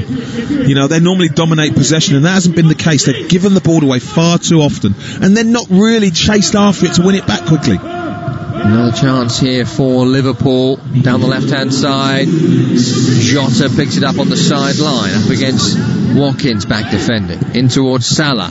Helps it on towards Jota. Here's Wijnaldum. Luis for company. Short to Fabinho. And clipped out right towards Gomez. Lip of the centre circle. Looks to Alexander-Arnold. Left-footed chip. Intercepted by Mings. And it's out of play. Into touch. And that's a throw into Liverpool, which they take quickly. Another goal here could be so important for Liverpool as they trail 4-1, but they are still a very potent attack. Jota into Salah. Salah on the edge, trying to find space to shoot. Crosses towards Andrew Robertson. Another save by Martinez. Loops up in the air, and Martinez gathers the second ball on his goal line and then holds it up in the air, presenting it to the world to prove it's not gone over the line. It's a decent strike, but again, it's a savable save. He should be saving now. I don't know what this is about, where he's holding it up there, but you know, it's a chance for Liverpool, I've got to say, and they're still creating them. As poor as the half has been in spells for them, they're still creating chances, enough chances to be closer to Villa than they are. Aston Villa 4, Liverpool 1. Ball chipped down the right-hand side towards Trezeguet. Shouts of a foul against Van Dijk, not given. And it's a Liverpool ball once again. Robertson over the halfway line, down the left, will find Jota approaching the corner flag. Up against Cash, looks back to Wijnaldum. Jota infield to Fabinho. Jota slight miscontrol. Trezeguet looked to steal, played back to Jota again in the area, away from Luis, on to Robertson, challenge McGinn. And Villa get it away, but not for long, as Trezeguet loses out to Wijnaldum. 3 minutes added on, 2 have elapsed. Poor ball towards Wijnaldum, just keeps it on, but nothing he could do with that. And it's cleared away by Cash down the right-hand side. Well, what on earth, never mind what Jurgen Klopp says, what on earth is Dean Smith going to say to his team? Well, because he didn't plan for this. No one's seen this coming, I've got to say. I hope someone comes back to you and says, yep, I knew it would be 4-1 to Villa at half-time, because I'd go, yeah, okay. But keep going. More of the same, please. Firmino's through ball here towards Salah is poor. Intercepted by Mings, who's then been fouled by Jota. A free kick to Villa on the halfway line. Yeah, I mean, he's caught him, but it's one of those where it's been unfortunate. It's a follow through. Yeah, he's actually caught Mings' follow through on his knee, and he's had a foul given against him. Work that one out. It's bizarre. But from that, just before that, you saw Firmino give away an easy pass. That's been him today. Not sure he's at his confident best. Giving the ball away far too cheaply. Not really involved enough in the 1 and 2 touch play that he's renowned for. Villa's free kick here will surely be the last act of this half. Blasted upfield by Martinez. That is all for the opening 45 minutes, and it feels like so much more than the opening 45 minutes. So much has happened here at Villa Park. Quick recap for you. It is 4-1. to Aston Villa. Ollie Watkins has scored a hat-trick, goals in the 4th, 22nd and 39th minutes. John McGinn with the other goal. Mo Salah had briefly brought Liverpool back into this game at 2-1. Well, we need a breather, you need a breather. Analysis to follow in just a few moments' time. At the break here at Villa Park, it is 4-1 to Aston Villa against Liverpool. You're listening to Premier League Live. Talk Sport. Impress lost tribespeople of the Andes by demonstrating the new updated TalkSport app. Listen live, listen again, and listen good, Buster. Download the app at talksport.com now. The Sports Bar, weeknights from 10 on TalkSport. Hello, I'm Andy Goldstein, and of course you can hear me on the Sports Bar with Jason Cundy. We'll be taking all your calls, text, tweets and emails on all the big talking points from the weekend's football. And remember, we bring you the very first look at the next day's back page headlines every single night. The Sports Bar, weeknights from 10 on TalkSport. TalkSport. Catch up and listen up without having to cough up. It's free. Go to talksport.com and download the app today. Or don't. Your choice entirely. Hello, Jim White here. Now, if you're wondering about all the background hullabaloo, I'm helping out as lifeguard at the brand new TalkSport swimming pool. Golf! No running there, boy! But never mind that. Join me tomorrow morning from 10, when I'll be up to my neck in the warm, chlorinated waters of the day's biggest sports stories. Come plunge with me, Jim White, straight in at the deep end of the action. Weekday mornings from 10 on TalkSport. Driving home with Darren Goff and Durham, a sporting legend and an angry sports journalist who'll pick a fight with anyone. Just really winds me up. Absolutely unbelievable. To say I'm angry is an understatement. Adrian Durham, what an absolute clown. Dynamic, double strength drive time radio. Shall I stay? I don't like listening to him. I'll turn off. Do you want me to stay? Adrian Durham and Darren Goff. He's an idiot. Right, hands up, who wants me to stay? Drive time radio. I don't have to. Weekdays from 4 only on TalkSport. Paul Hawksbee and Andy Jacobs on Sport. TalkSport. It's the double O duo on the radio show that's like a collapsible bridge over a shark-infested pool of big names, sporting headlines, and topical debate. Join Paul Alligator Hopscotch Hawksbee and Andy Oddjob Jacobs, flying the plane of sporting entertainment out of the horse's bum of conventional radio. Have we got pussy galore on the show, Andy? No, Paul, but we've got Todd Macklin's American Sports Roundup. Will that do? Not really, Andy, no. Hawksbee and Jacobs, shaken but not stirred. Weekday afternoons from 1 on TalkSport. TalkSport. Confuse bookmakers, impress football agents and entertain the kids with the improved TalkSport app. Totally fun, totally free, totally football. Download it now from talksport.com. Hey, kids, take my mobile and go over there and play or something. Don't press the button that says Tinder. TalkSport. Inexplicable, unpredictable, entertaining. The Premier League delivering game after game after game on Premier League Live this season, and this one between Aston Villa and Liverpool is no different at half-time. Oh, terrible pass in by 1-0, and it is 1-0 to Aston Villa. A howler from Adrian in for Alisson, and Liverpool have been punished. Tacking again, he's found Barkley. And Barkley should score. He's 8 yards out, he's one-on-one with Adrian, ball's coming across his body, and he scuffed it wide. Naby Keita carries right to left, onto Robertson, helps it to Jota, back to Robertson, left end line, cuts it back, cleared by Mings. Keita was sniffing about there, trying to turn it home. Does well there and finds a release back to Grealish, who pokes it to Watkins, and Trezeguet's in the area. Watkins can't find him, he goes alone here! What a fantastic. What a goal that is from Aston Villa's record signing. They're up their game though, as Jota cuts inside from the left. Chip towards goal, good effort. Really good save by Martinez. Slips it to Barkley. Ross Barkley's in here. Oh, he's missed another one. Finds Naby Keita in the area, breaks to Salah. And Salah has scored. And Liverpool are back in this game. Only as far as John McGinn, who volleys the goal. deflected, and it's gone in, and Aston Villa do have a third, and it's John McGinn on the volley. They've broken the offside here. Villa for 4! It is going to be 4! It's a hat-trick for Watkins! Well, my head's in a spin just listening to that. Paul Mortimer, the Housewife's favourite, former Villa winger, is watching this game with me. Paul, we thought it was going to be entertaining, so I'll give us that, but we didn't see that coming. Talk to me about this Aston Villa performance, because 4-1, I mean, listening to that, it could be 7 or 8. Yeah, I'm lost for words, and that doesn't happen often. It should be at the moment 7. Barkley's missed a hat-trick, which he should have scored, without doubt. Liverpool missed a couple of chances as well. This is a Villa side full of aggression, full of belief, full of mobility. You know, they're working hard, they're pressing hard. My only worry is, will they run out of steam? I don't know. If Liverpool do score the next goal, how will they deal with that? So there's a lot going on for them. The team talk is going to have to be, it will be important. Be important what he says, the gaffer, to be able to keep them calm, first and foremost, but also make sure that they're professional. Liverpool will have to throw everything at it, which will give Villa chances. So, as the goal scoring finished? No. Who's going to score? I couldn't tell you.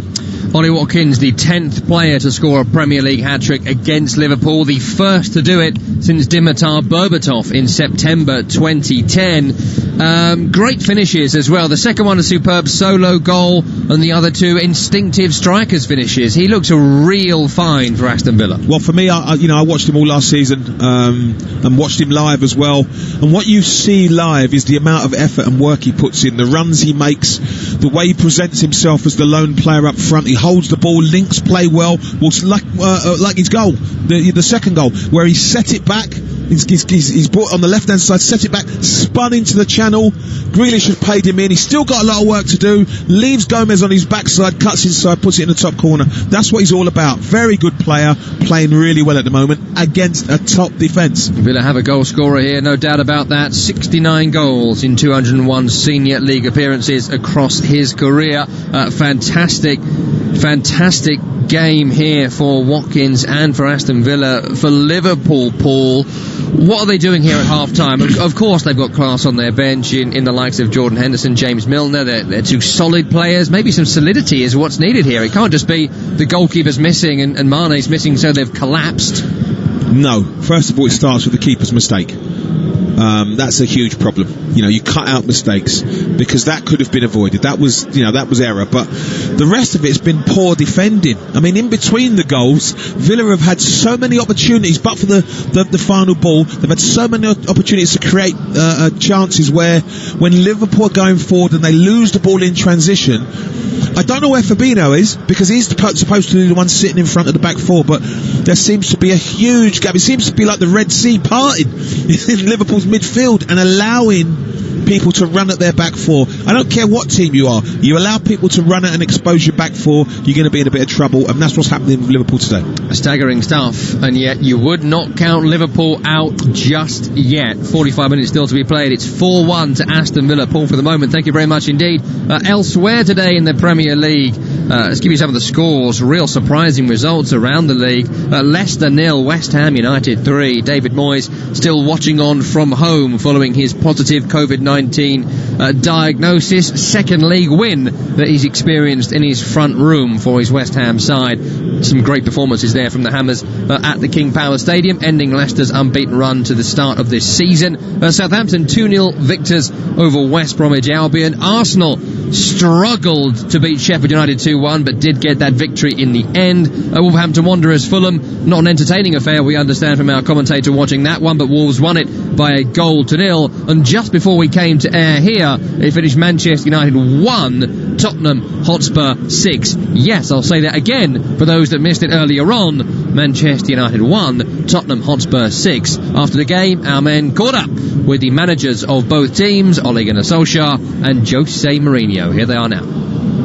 Horrible feeling. It's the worst day I've had as a Man United manager or player. But I've been part of big defeats before and we've bounced back. So we've just got to let the boys who go away on internationals go try to find their mojo themselves, and the others that are going to stay here, we've got to help them, because certainly after a result like this, you need to clear your mind, clear your head, and look forward. Very impressive. Not a surprise for me. The result a surprise, obviously. You don't expect to come here and to win 6-1. Is something that happens once in a lifetime. I can come here 20 more times. I don't believe that I'm going to win again for 6-1. It happened. But it happened because the team was phenomenal since the second minute. Losing 1-0, big personality, lots of confidence, went for it, and being the best team for the whole of the first half. Jose Mourinho's Tottenham equaling the biggest ever margin of victory for a manager versus a former club in the Premier League, and the biggest since Brendan Rodgers' Liverpool beat Swansea 5-0 in February 2013. And to be fair to Jose Mourinho, he was very calm in that interview, but I look forward to the next series of the documentary, where I'm sure in the dressing room he is more than delighted with his team's latest massive away victory. Of course, they thrashed Southampton a couple of weeks ago as well, didn't they? Right, speaking of thrashings, that brings us back to our final game of the day from Villa Park. It's Aston Villa up against Liverpool, 4-1 to Aston Villa at half-time. Very dizzying, the Premier League this season, I think it's fair to say. The second half follows this break. Don't go anywhere, football fans. This is going to be great. You're listening to Premier League Live. Talk Sport. Impress lost tribespeople of the Andes by demonstrating the new updated TalkSport app. Listen live, listen again, and listen good, Buster. Download the app at TalkSport.com now. The Sports Bar, weeknights from 10 on TalkSport. Hello, I'm Andy Goldstein, and of course you can hear me on the Sports Bar with Jason Cundy. We'll be taking all your calls, text, tweets and emails on all the big talking points from the weekend's football. And remember, we bring you the very first look at the next day's back page headlines every single night. The Sports Bar, weeknights from 10 on TalkSport. TalkSport. Catch up and listen up without having to cough up. It's free. Go to TalkSport.com and download the app today. Or don't. Your choice entirely. Hello, Jim White here.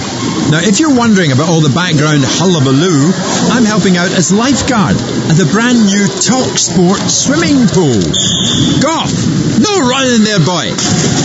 But never mind that. Join me tomorrow morning from 10, when I'll be up to my neck in the warm, chlorinated waters of the day's biggest sports stories. Come plunge with me, Jim White, straight in at the deep end of the action. Weekday mornings from 10 on TalkSport. Driving home with Darren Goff and Doug, a sporting legend and an angry sports journalist who'll pick a fight with anyone. Just really winds me up. Absolutely unbelievable. To say I'm angry is an understatement. Adrian, what an absolute clown. Dynamic, double strength, drive time radio. Shall I stay? I don't like listening to him. I'll turn off. Do you want me to stay? Adrian Durham and Darren Goff. He's an idiot. Right, hands up, who wants me to stay? Drive time radio. I don't have to. Weekdays from 4, only on TalkSport. Paul Hawksbee and Andy Jacobs on Sport. TalkSport. It's the double-O duo of the radio show that's like a collapsible bridge over a shark-infested pool of big names, sporting headlines, and topical debate. Join Paul Alligator Hopscotch Hawksbee and Andy Oddjob Jacobs, flying the plane of sporting entertainment out of the horse's bum of conventional radio. Have we got pussy galore on the show, Andy? No, Paul, but we've got Todd Macklin's American Sports Roundup. Will that do? Not really, Andy, no. Hawksbee and Jacobs, shaken but not stirred. Weekday afternoons from 1 on TalkSport. TalkSport. Confuse bookmakers, impress football agents and entertain the kids with the improved TalkSport app. Totally fun, totally free, totally football. Download it now from TalkSport.com. Hey, kids, take my mobile and go over there and play or something. Don't press the button that says Tinder. TalkSport. You are listening to TalkSport's coverage of Aston Villa against Liverpool from Villa Park. I'm your host Tom Rennie. Alongside me for this one, the former Charlton, Crystal Palace and Villains winger Paul Mortimer. This is Premier League Live, and this is another shock scoreline in English football's top division. At half-time, it is Aston Villa 4, Liverpool 1. It does look like we're going to see a change from Liverpool at the start of this second period. Takumi Minamino is stripped off and ready to come on. It looks like the only change at the moment. We'll confirm who that's for in just a few moments' time. Aston Villa going with the same 11 at the start of this second half, understandably. Emiliano Martinez is the goalkeeper for them. Back four left to right of Matt Targett, Tyrone Mings, Ezri Konsa and Matt Cash. Douglas Luiz in the central midfield with the debutant Ross Barkley and John McGinn. Up front, Jack Grealish, Ollie Watkins and Trezeguet. Watkins scored a hat-trick here already. The other goal coming from McGinn. Change here for Liverpool. Naby Keita is the man going off. Minamino on to replace him. Adrian in goal for the champions. Back four left to right. Andrew Robertson, Virgil van Dijk, Joe Gomez and Trent Alexander-Arnold. Fabinho in the centre midfield. With Wijnaldum and now Minamino. Roberto Firmino is up front with Mo Salah and Diogo Jota supporting. Run through the benches for you in just a moment, but Paul Mortimer, what do you make to that change for Liverpool at half-time? Well, Keita's far too wasteful on the ball for me. I've never been a fan. I can see what he's about, but I just don't think he's a Liverpool-type player. I think he gives the ball away far too often. It could have been any one of 4 or 5 players that had come off, to be truthfully honest. He's the one he's picked. Minamino, I'm not sure about. Not seen enough of him, really. Not been impressed with him yet. Yes, yet to really have an impact on the Premier League side for Liverpool, though he has had some impressive performances in the Carabao Cup and scored in the Community Shield as well. He's been held up here by Douglas Luiz as he tried to start a counter for Liverpool, and Luiz has been yellow carded. Benches, here's Aston Villa's Jed Steer, Conor Hourihane, Bertrand Traore, Marvelous Nakamba, Anwar El Ghazi, Ahmed El Mohammadi and Keenan Davis. For Liverpool, Kelleher the sub-goalkeeper, James Milner, Jordan Henderson, Curtis Jones, Divock Origi and Nico Williams. Martin Atkinson our referee. Our fourth official is David Coote here, and Jonathan Moss. John Moss is the VAR, who has had one penalty shout for Liverpool to review today, and he turned that down, challenged by McGinn on Salah. That's a high boot there by Wijnaldum, surely. Martin Atkins says no, and it's cleared away by Aston Villa, who attack the goal away to our left in this second period. Claret shirts with blue sleeves, white shorts and blue socks. I'm laughing because Luiz has got up and he's running back and he's fine. He should get booked for that, as far as I'm concerned. And it was high boot, but it's not. It's the response from Luiz that worries me, because he's gone down holding his head and screaming and squealing, and then 10 seconds later gets up and runs back and he's all right. That's a worry for me, because what's he doing? Is he trying to get someone booked? I don't know. And the ref should book him for it, because he's making a meal out of it. Was it simulation? That's what he's doing. He didn't get kicked in the head. It's a high boot, fine. But did he have contact with the boot? No. That one's got stuck in Paul Mortimer's craw, I know, but yes, it has. There is a game still unfolding here as Robertson finds Jota, cuts it back, away by Luiz. Breaks back to Robertson, cross towards Salah, overhit, over everyone, out for a throw by the corner flag on the left-hand side from a Villa perspective. 2 poor crosses, I've got to say. The first one is from Diogo Jota. Not good. It's cut out by Luiz. Then the second one at the back post. No, tried to stand it up for Salah, who isn't proficient in the air. I don't think he's great. But it's a poor cross, and they've got to be better than that, Liverpool, haven't they? Well, they've got to score 3 goals to get something from this game. Well, if any team in the country could do it, it's definitely, you put your money on Liverpool, wouldn't you? But can they do it without Sadio Mane out with the positive COVID test? He returned this week. Jota in for him, and no disrespect to Diogo Jota, is a very, very good footballer. Sadio Mane, for many, is one of, if not the most crucial player at Liverpool. Yeah. He's not Sadio Mane, let's put it that way. Yeah. He definitely isn't Sadio Mane. There aren't many that are, I think it's fair to say, as Jack Grealish is fouled here by Firmino, as Grealish carried down the sideline towards the halfway. I'll have to have a look at that. I'm not so sure he fouled. I don't know if he was fouled. He falls over a lot. He is fouled a lot, but then he falls over far too often for me. He goes down too easy. I think he holds on to the ball for a little bit too long sometimes, almost encouraging fouls. Doesn't need to sometimes, but I could be wrong that time. I think he probably was fouled. And one of the Premier League's most fouled players last season, wasn't he? Him and Wilfried Zaha were 1 and 2 for much of the campaign. Chipped down the line towards the hat-trick hero Watkins, who crosses from the left end line, picked up by Adrian, who rolls out to Wijnaldum, edge of his own area. Liverpool kicking towards the goal away to our right in this second period. Black shirts, shorts and socks with fluorescent salmon, I'm going with, trim, and white numbering and lettering on the back, as Jota fouled down the left-hand side is judged to have fouled Matt Cash there after the through ball to him. They certainly come together, and then maybe just a bit of a trip on Cash as he got back to his feet. Do you know, the irritating thing for me is defenders. Cash doesn't look to recover and win the ball. They look to moan at the ref first. You know, you're taught as a player, okay, someone's got the better of you, the first thing you do is you go and try and win the ball, you go and try and block the situation off. Now let's just moan at the ref. If the ref don't give it, they're in trouble, so they're hoping the ref gives it. Good snap challenge there by Barkley following the chip upfield, but he's lost out to Wijnaldum. And Cash gets in strongly again on Jota. Down the right-hand side, Trezeguet, midway inside Liverpool territory, plays a short ball back to Luis. Challenged by Fabinho, recovered by McGinn, who turns away from Minamino. Luis is then dispossessed by Virgil van Dijk. Watkins then beats Firmino to the loose ball. It's then broken to John McGinn in the centre circle. Liverpool looking to press him, and he's found a really smart chip outright to Trezeguet, who's annoyed with himself because he miscontrols. A bit scrappy at the moment. I think that will suit Villa rather than Liverpool. Liverpool like to play with a tempo and a rhythm, and they're not being allowed to do that at the moment. 50 minutes gone. Aston Villa 4, Liverpool 1 on Premier League Live. Salah on the halfway looks cross-field towards Jota, intercepted by Cash. Up towards Watkins, who's turned away from Gomez once, then twice, then Gomez too much for him down. He's got too much for Gomez. The problem you have with Gomez tries to fight and use his power when he's got to think. He's tried to nick the ball there, he's got no business doing it, and he's not thinking his way around how to deal with Watkins, so he's fouling him. Watkins has got him on toast at the moment, he really has.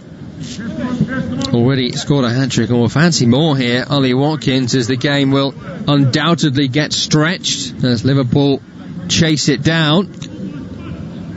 Similar sort of experience to Chelsea at West Bromwich Albion last week. Chelsea went all-out attack as the second half started. It was almost a 1-1-8 formation as they chased down West Bromwich Albion. Villa a better side than West Brom are. But they haven't necessarily done that yet, Liverpool, have they? No. But at some point, they're going to have to throw more at it. You know, another 10-15 minutes, they're going to have to throw more at it, because... Strike by Ross Barkley here, snap effort from distance. A fourth chance for him today. That one, very difficult, over the top. Liverpool will want to win it. At the moment, they're looking at scoring 3 goals, and they don't look like getting one at the moment. But it's early days in the second half. And they have the ball in their own penalty area here with Gomez. Poor diagonal towards Jota, intercepted by Cash. £16 million from Nottingham Forest in the Championship. Lovely turn away from his man there by Luis over on that far side, but the pass towards Watkins overhit. Intercepted by Adrian. Rolls it to Gomez. He wasn't watching there for a second, Gomez. He does find a forward pass. Outright to Minamino, looks down the line towards Salah, intercepted by Target, throw in to Liverpool. Well, if we do want a more competitive title race this season, we do need the likes of Liverpool to lose some games. Man City already beaten this season, picked up a draw as well against Leeds United. Personally, Paul, I'm not a big fan of the two teams at the top getting 90 plus points every year. No, me neither. I think it's brilliant what we're seeing at the moment. Fantastic. Robertson down the left wing here for Liverpool, crosses in towards Firmino. Miscontrol was on the chest and very nearly played in Jota. Saw Cash had to go to ground there on the end line to win the ball back. Look at Watkins' strength. That's against Van Dijk, and Van Dijk is struggling to hold him off. That's how good he is. I mean, that ball's travelled 50 yards and he's held someone like Van Dijk off and held the ball up. Yes, he's snaked his foot around and knocked it off for a throw-in, but that kind of link and hold-up play is crucial. to any team that wants to attack with style. You've got to have someone who you can play up to, who can present themselves, give you the ball, and you can hold it for them, and then, you know, that allows the secondary support like Grealish to get up the pitch and help him out. Throw in here for Villa, taken by Cash, on towards Trezeguet, one in the air by Wijnaldum, breaks to Barkley, who pokes it away from Gomez, on to Watkins, who looked to help it blind round the corner to Trezeguet down the left wing, picked up by Robertson. McGinn forward towards Barkley, Gomez for company. Barkley goes down, wants a free kick, not given, goes to Adrian, all in yellow, away to our left, picks it up, rolls it out, gets Liverpool moving again. Nearly 10 minutes gone in the second half, it's still 4-1 to Aston Villa against Liverpool. And often a barometer of Liverpool. Oh, Gomez has given the ball straight to Watkins, Watkins to Barkley, left to Jack Grealish. Grealish on the left-hand side, running at Alexander-Arnold, 1-2 with Barkley, back to Barkley again, Ross Barkley shoots, deflected, and this time Ross Barkley has scored, and that is a 5th goal for Aston Villa against Liverpool. There was no urgency from the champions, there was barely a defence from the champions, and the deflection on the shot beats Adrian. Aston Villa has scored a 5th. Ross Barkley has a debut goal, and it's 5-1 to Dean Smith's side. Well, yet again, it's a poor pass from Gomez. And before he's shut down, he's got so much time. Lovely play, lovely 1-2, double 1-2 with Grealish. Before he actually strikes the ball, he's got time to take another touch out of his feet before Alexander-Arnold gets near him. And often, one of my coaches used to say, if you don't get close enough, okay, if you don't block it, a block becomes a deflection. Deflection can go in the net, block can't. And that's because Alexander-Arnold wasn't close enough when the ball was struck. The block becomes a deflection. Arrows round Adrian, and it's in the net, but it comes from a poor Gomez pass. I'm stunned at what I'm seeing, I've got to say, really am, but it's brilliant from Villa. We mentioned that Ross Barkley is not exactly a regular goal scorer, 49 in his career for club and country, first goal for Aston Villa, but if you are going to give him 4 chances a game, he's going to be a regular goal scorer. I do believe that. I mean, again, as I said to you before, said it right at the start, Liverpool are conceding more goals than ever. More often than not, they're winning the games, beating Leeds 4-3. I remember seeing that game. Everyone, it was a great game. No, not for Liverpool it wasn't. They're conceding too many goals. For a team at the top of the table, where goal difference will make a difference, they're conceding too many goals. Blimey, trousers. What a game we've had here. 56 minutes gone, 5-1 to Aston Villa against Liverpool. Even in their wildest dreams, the Aston Villa fans listening around the world and watching this one at home would not have expected a result like this. Of course, we are not yet at that point. So much football still to be played, but thus far this has been nothing short of staggering at Villa Park.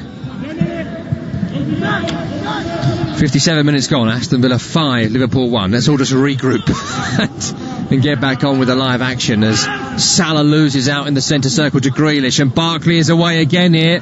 He's away from Fabinho, he's at the penalty area. Recovers after his initial pass was intercepted, and Minamino can bring Liverpool upfield. Right to Salah, back to Alexander-Arnold. Right-footed diagonal towards Robertson, who's got to chase this one down. He does just keep it in, left-hand side. Robertson cuts it back to Firmino. Chest control is poor. It's away by a swing of the right boot of Tyrone Mings.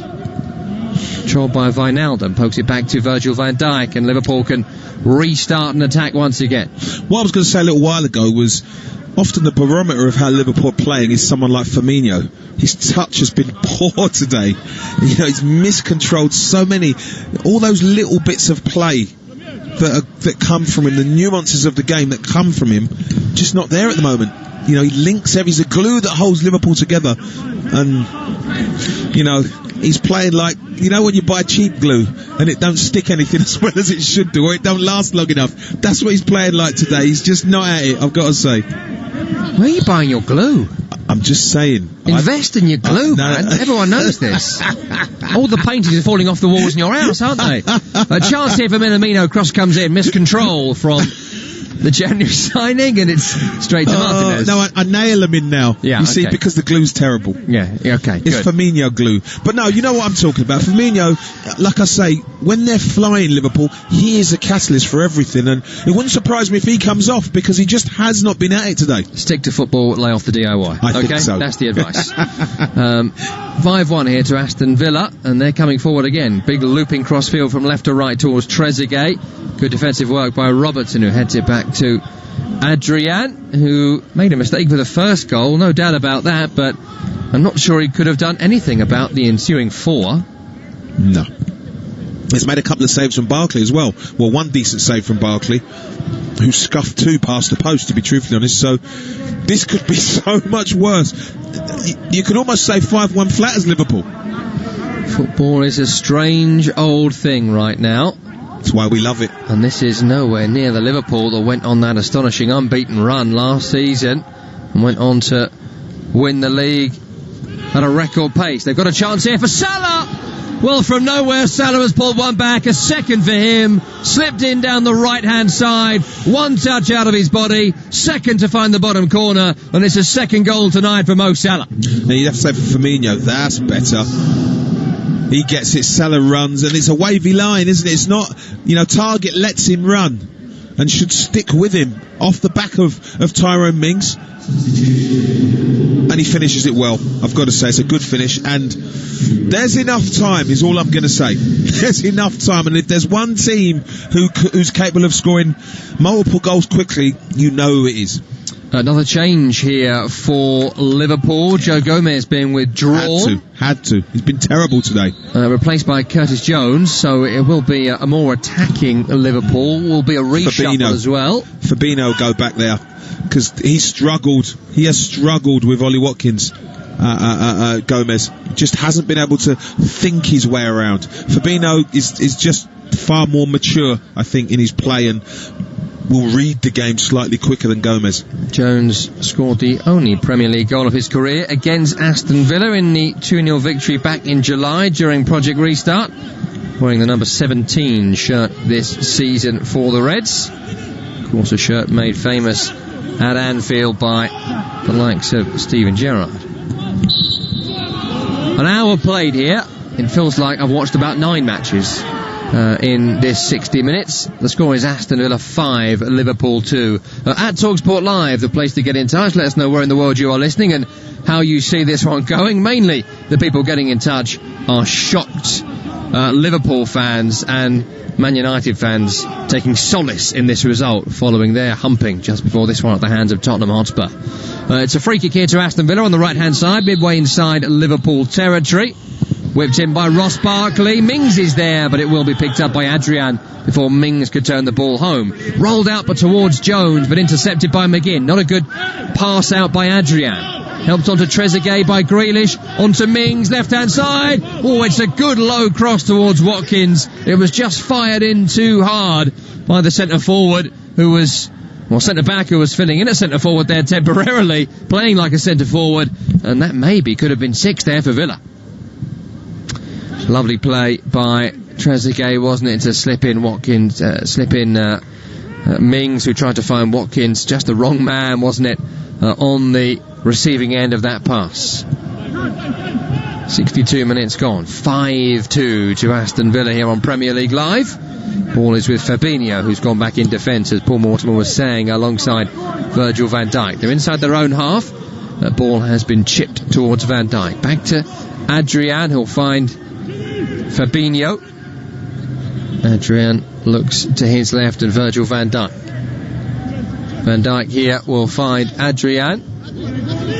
Adrian on the penalty spot. To his right is Fabinho. On towards Trent Alexander-Arnold. Takumi Minamino turns away from target. Down the line towards Salah. Back towards Alexander-Arnold. Fires one diagonal right to left. Intercepted by Trezeguet. Heads it into touch, and that's a throw-in for Liverpool, which is taken quickly by Robertson in front of Jurgen Klopp, who's up on the edge of his technical area, as he always does, wearing the club shop. Everything Liverpool sponsored. Hat, jacket, tracksuit trousers. Also on the edge of his technical area to his left is the Villa boss Dean Smith. who is wearing a big grey club coat, arms folded, as Robertson fires one down the line there, and it's hit Cash in an uncomfortable position. And it's where I always like to remind listeners of what my old dad used to say when this sort of thing happened to me on Sunday League football Sundays: don't rob them, count them. Ball goes into touch, and it will be a throw-in, which is going to be taken in a few moments by Liverpool once they give Cash a few moments to recover. It is going to be a throw-in here, which is then fired cross-field by Liverpool, intercepted by Villa, and it's on towards Grealish, the skipper, up over the halfway line down the left, and he's fired one forward towards Barkley. Barkley's brought it down. Jones retreating with the tackle. Barkley, as Paul Mortimer was saying, was nearly in for what would have been his second goal, what could have been his fifth goal of the night. Good defending by Jones. Well, the game's too open, and normally that would suit Liverpool, but I just think it's suited Villa, because Liverpool's passing again as Firmino gives the ball away again. But if you look at when they gave the ball away, on this left-hand side are Watkins and Grealish, unmarked. So Liverpool are now gambling. They're throwing everyone forward. When they give the ball away, you're going to see issues in transition. I think Villa now can counter-attack and cause Liverpool so many problems because they're throwing everyone forward. Not enough people are defending for Liverpool at the moment. But they've got to, Paul, haven't they? They've got to throw everybody forward here, because this game it's going to require a Herculean effort to get something from it. Well, they'll do very well to get something from it, I've got to say. I mean, you know, I can't see Villa coughing up mistakes. I can't see it. Liverpool have to go and earn it, and I just don't think they're good enough today. Again, you look at Firmino, how often, I'd love to see the stats on how often he's given the ball away. Someone like him who very rarely gives the ball away, he's giving it away far too often, and I just think Villa look powerful and strong. They look mobile, and they're giving Liverpool problems. Look. Firmino robbed by Watkins, and Watkins can find Grealish, edge of the area, left-hand side, cuts inside, shot by Grealish, deflection. And they've scored again. Oh my God. Aston Villa have scored again. This time the skipper is in on the act.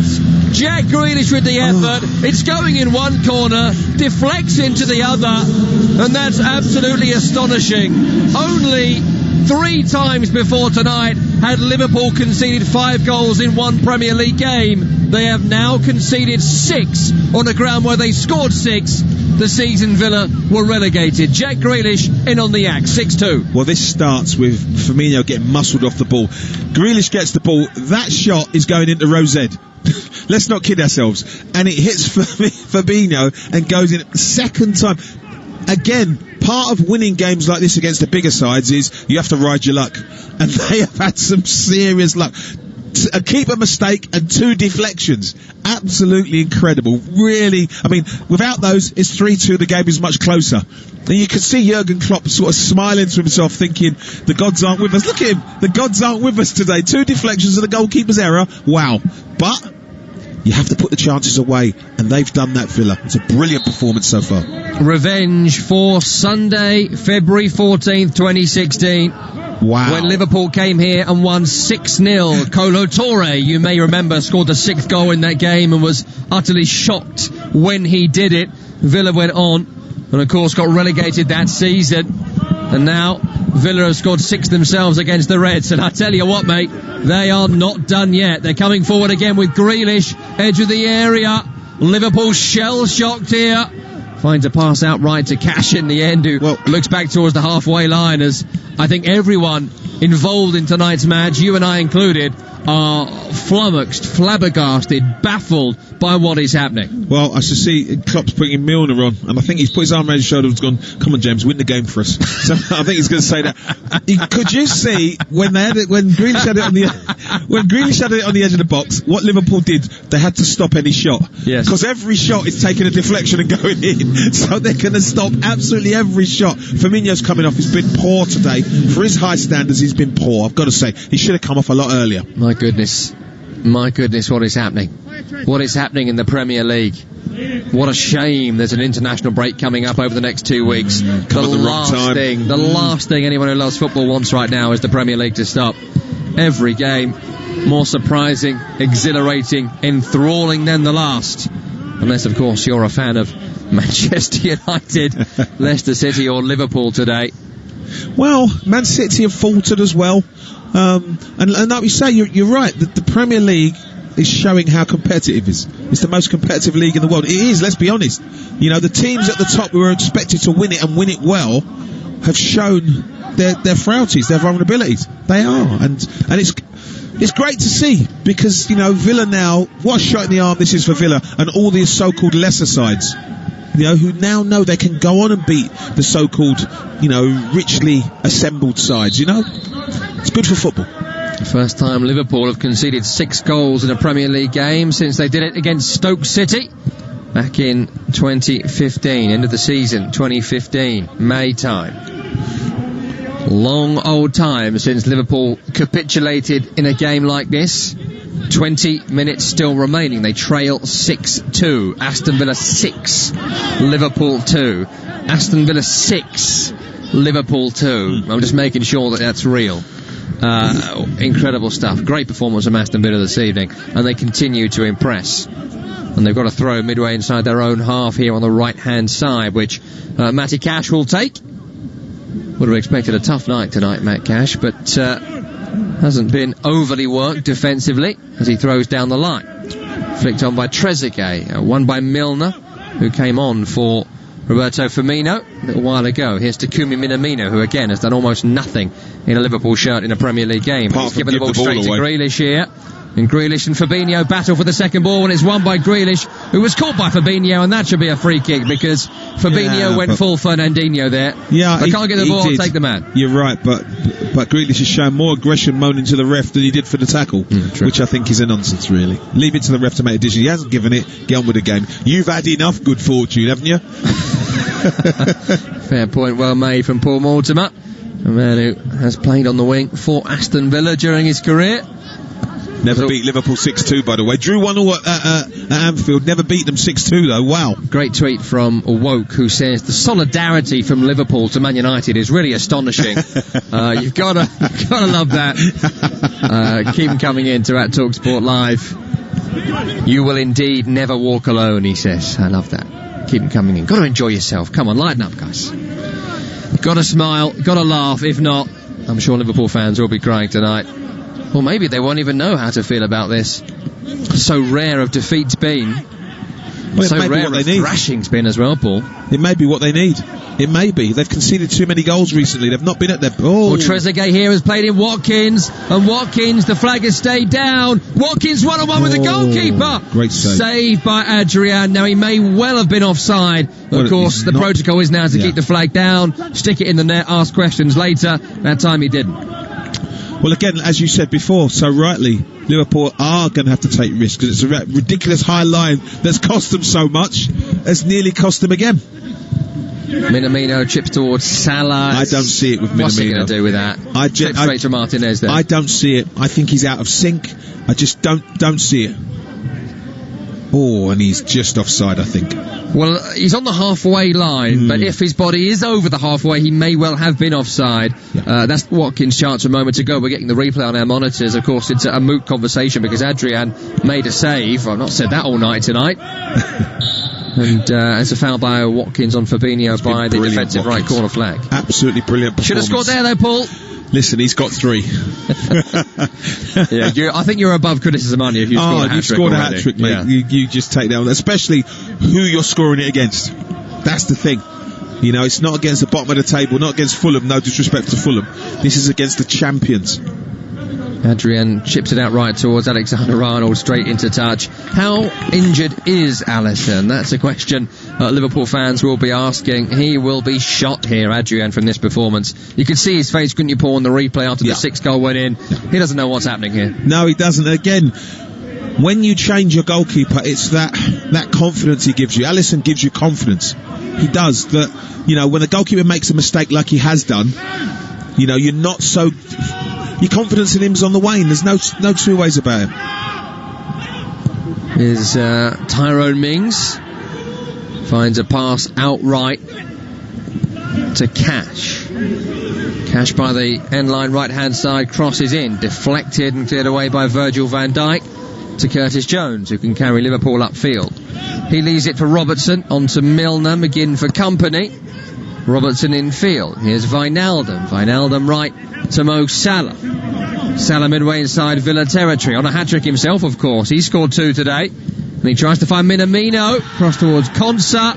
Jota jumps to the ground in desperation, looking for a penalty. Ball ricochets back to Martinez in the Villa goal.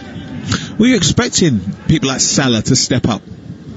You know, he's scored 2 goals, but done very little else, I've got to say. And they need someone who's the leader at the moment in the Liverpool team. They don't seem to have that leadership at the moment. As you say, you're right, they're shell-shocked. They didn't see this coming, without a doubt. Curtis Jones wins the ball on the halfway line for Liverpool and pokes it towards Minamino. Gets there just before Konsa. Minamino, and then runs the ball into touch. No touch from Konsa, and that's going to be an Aston Villa throw in. You cough up possession too easy. Well, I mean, I suppose the Man United lot will say, well, at least we had someone sent off. I suppose. I mean, Liverpool, I cannot see a spark in them at the moment.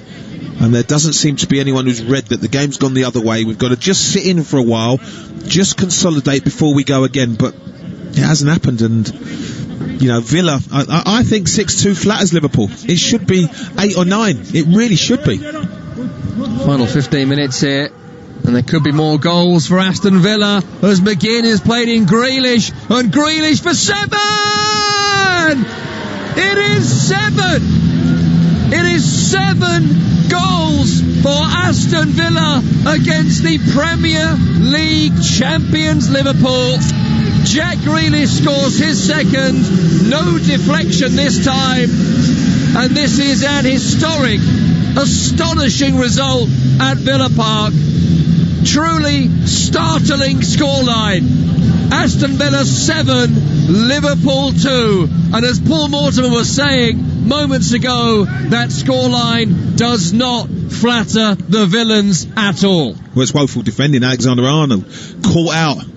And you see the way he recovers back. He turns his back away from the ball. And he can't see Grealish, and that's just—it's just poor. It's just poor loss of concentration. When the ball's being contested up the pitch, he should be getting himself into a good defensive starting position. He isn't. Grealish is already ahead of him. So when the pass comes in, Grealish has got to run on him. He's already 5 or 10 yards ahead. It's woeful defending, and I am lost for words at how Liverpool are defending. I know they have to go forward and they're desperate and all of that, but this is a team that knows how to defend. It really does. And they look like 11 strangers who met in the car park at half time and said, you know what, do you fancy a game? Yeah, let's give it a bash. It's almost like that. It's terrible. 4 goals in his last 4 Premier League appearances for Jack Grealish, named in the England squad for the games against Wales, Belgium and Denmark over the next fortnight, and he scored 2 here. And that's a beautiful finish as well. It's not great positioning from Adrian, I would say, but he still has to finish it, and he just dinks it, doesn't he, the way he just sort of sees the gap and gives it the most delicate of little touches up in the air past the goalkeeper. It's a fantastic finish. Well, the scary thing for me is that there could be at least a quarter of an hour left. Oh, and here's McGinn. Looks to set another one up here, and Watkins is through. Oh, Adrian came a long way out that time and clears with his feet. Picked up by Mings, but, well, he could have been through there, and I thought he was. Well, as I was about to say, the goal scoring doesn't appear to be over. If you look at the way Liverpool are defending, as you've said, desperation in it, you know, I think they've got to sit back now and just say, look, we can't concede any more goals. It's as simple as that. This is now hugely embarrassing. Huge. And you know what? For them, I think that the breaks come at a good time. They haven't been playing well. They've been winning, and they know how to win. But this is, we have to have a look in the mirror at ourselves at the moment. We do, and that's what this kind of performance is. There'll be nobody who sees this result across world football who won't be dumbfounded by what on earth has happened here at Villa Park. And I've been watching it for 78 minutes, and I'm a little bit unsure, to be honest. Aston Villa 7, Liverpool 2 for those just joining us. I would recap all the scorers, but we do not have the time, as Liverpool are coming forward again here with Salah, who's on a hat-trick himself here. Back heel towards Minamino, shot blocked, breaks back to Minamino. He'll find Milner, right-footed cross is a looper, picked up by Jota. Headed back to no man's land, picked up by Wijnaldum, looks cross field, cleared away by Aston Villa.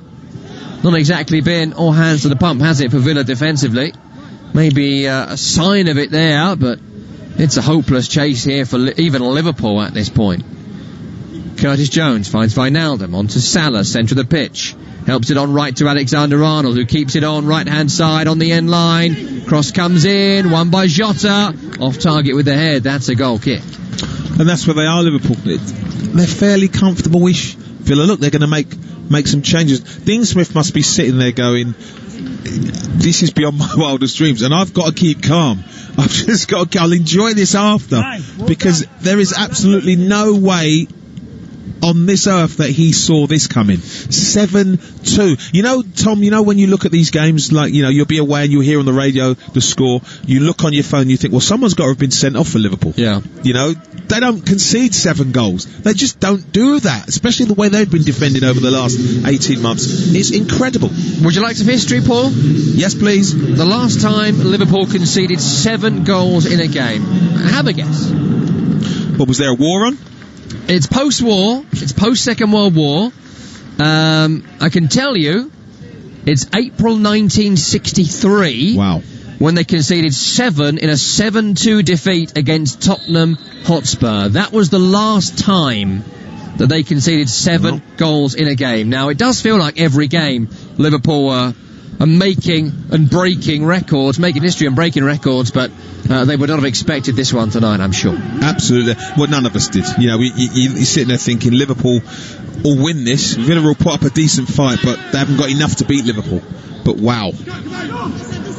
80 minutes gone. Aston Villa 7. Liverpool 2. Here's Jota. Challenged by McGinn. Breaks to Minamino in the area. Cuts it back towards Salah. Blocked by Mings. Throw into Liverpool on the left-hand side. And they're still getting their defending right. In and around the 6-yard box. Blocking crosses. Putting their body on the line. Making it difficult for Liverpool to get anything out of the game.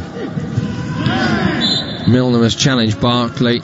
And that's going to be a foul by James Milner on Ross Barkley. Benjamin says, are we in some sort of alternative universe? What on earth is happening at this point? And what odds as well on multiple hat-tricks in the same game? Watkins has already got one, and both Grealish and Salah are on a brace. Incredible. And this, you know, the scoring may not have been done. Maybe it's not over. I wonder, it'd be interesting to see what Jurgen Klopp says about this. Be very interested to hear what he says, because he very rarely criticises his side, but they just have not been at the races today. As a competitive animal, they've just not been there. Those changes for Aston Villa, by the way, moments ago. I'll give you them in a second, actually, as they're coming forward again here. Grealish on a hat-trick. Edge of the area. McGinn overlapping. Here is McGinn. Palmed away by Adrian. Where will it break? Breaks towards the man who's just come on here. Marvellous Nakamba. A shot was on target, but it's saved by Adrian. He came on for Douglas Luiz. Ahmed El Hamadi came on for Matty Cash. Well, I'm not sure about the palming out. I don't know what that was about. I've got to say, I have no clue. Unfortunately, the shot was hit straight at him because, you know, I'm sitting there thinking, you won't get a nervous performance from him. He's been there over a year now. But this is the thing that's going on. Look at that. Wijnaldum, who is a very good continuity player, keeps the ball well. They can't pass to mind just a weird coloured shirt, but they can't pass to they can't find each other. It's incredible how poor they've been at the very basics today. Don't blame the shirt. And even Liverpool wouldn't go for that, would they? The old Sir Alex Ferguson at the Dell. It's the people in the shirts that are getting it wrong. Poor shirts. Leave the shirts alone. They are dodgy. Yeah, I've got to say. I would buy one. I wouldn't wear it for free. Well, I'd be surprised if Liverpool wear this kit again away from home, mate. I'm telling you, after this kind of performance. I think the players are going to have PTSD if they ever see this kit again. I know Liverpool fans probably will. And they've earned it today. If I'm Klopp, I'd make them wear it on a night out so everyone can give them grief. Worst player in training every week wears this kit the next day. Oh dear. I mean, there's still 7 minutes remaining, Paul. We are not anywhere near the end really as yet. Jota has a shot at goal here. A header from Milner's delivery is saved by Martinez to his right. There's still so much football to be played, Paul. We are not anywhere near the crescendo of this match yet. No, I mean, look, it's been a great game, I've got to say. It really has. It's had everything in it, and we're all sitting here absolutely stunned. We've seen 9 goals. I just can't believe it. And now, if someone had said to me, Villa played Liverpool and we've seen 9 goals, we'd be sitting there saying, well, you know, Villa have taken a beating. Let's be honest, that's what we'd be saying. For Liverpool to be getting beat, you know, by 7 goals to 2. Incredible performance from Aston Villa. Incredible performance. Unfortunately for West Ham and all the other teams, Spurs, this is the performance of the weekend, without a doubt. Without a doubt. Yes. Maybe an 8th goal here for Aston Villa if they want it. They're coming down the left-hand side here with Grealish up against Trent Alexander-Arnold. Back to Ross Barkley. What a debut for him. Of course, former Everton man playing up against Liverpool and giving them an historic thrashing here at Villa Park. Back to the halfway line, then loop forward towards Trezeguet, cross towards Watkins! Oh, he's hit the bar. Barkley, volley a goal.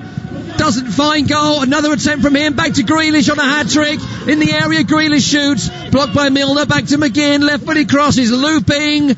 Oh, it's away by Robertson just before Trezeguet could volley home. What are we watching here? Liverpool defensively are all over the place.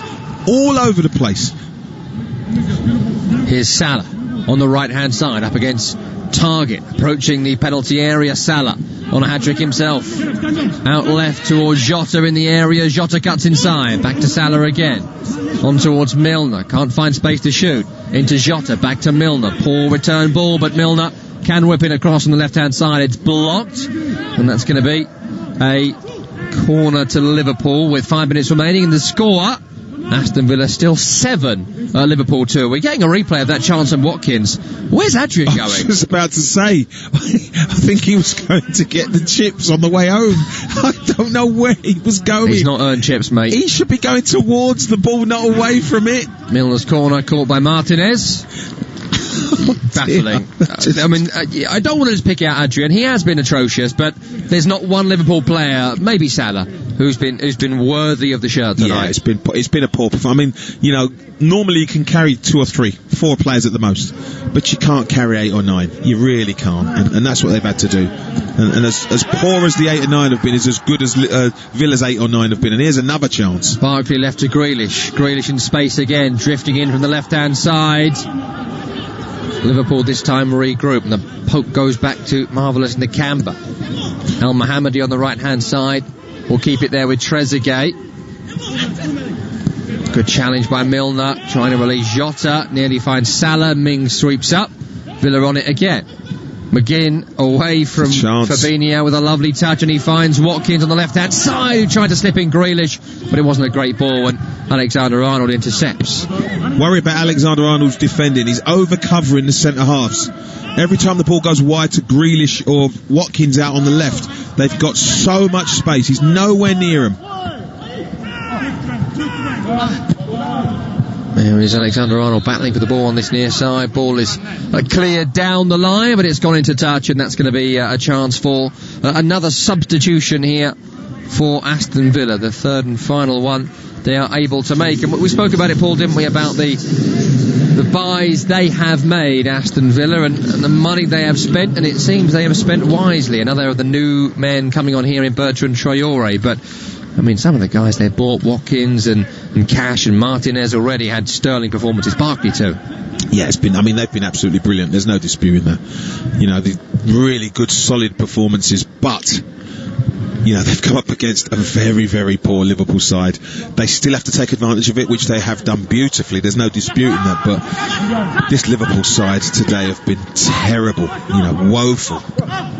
Trezeguet off, Bertrand Traore on, scored on his Aston Villa debut in the Carabao Cup against Bristol City, and now back on in the Premier League. Here he is in the penalty area on the right-hand side. A challenge on him, but Villa regain possession. They play it back towards the halfway, and marvellous Nakamba. Tyrone Mings will chip it from the halfway down the left wing towards Target, and that's not a great ball to him, but that's not going to matter too much in the grand scheme of things. Great tweet here from Oziuma Kanu, who says, "It's safe to say today that Manchester United and Liverpool are at 6s and 7s." Good stuff, guys. I mean, come on. That's great. That's great.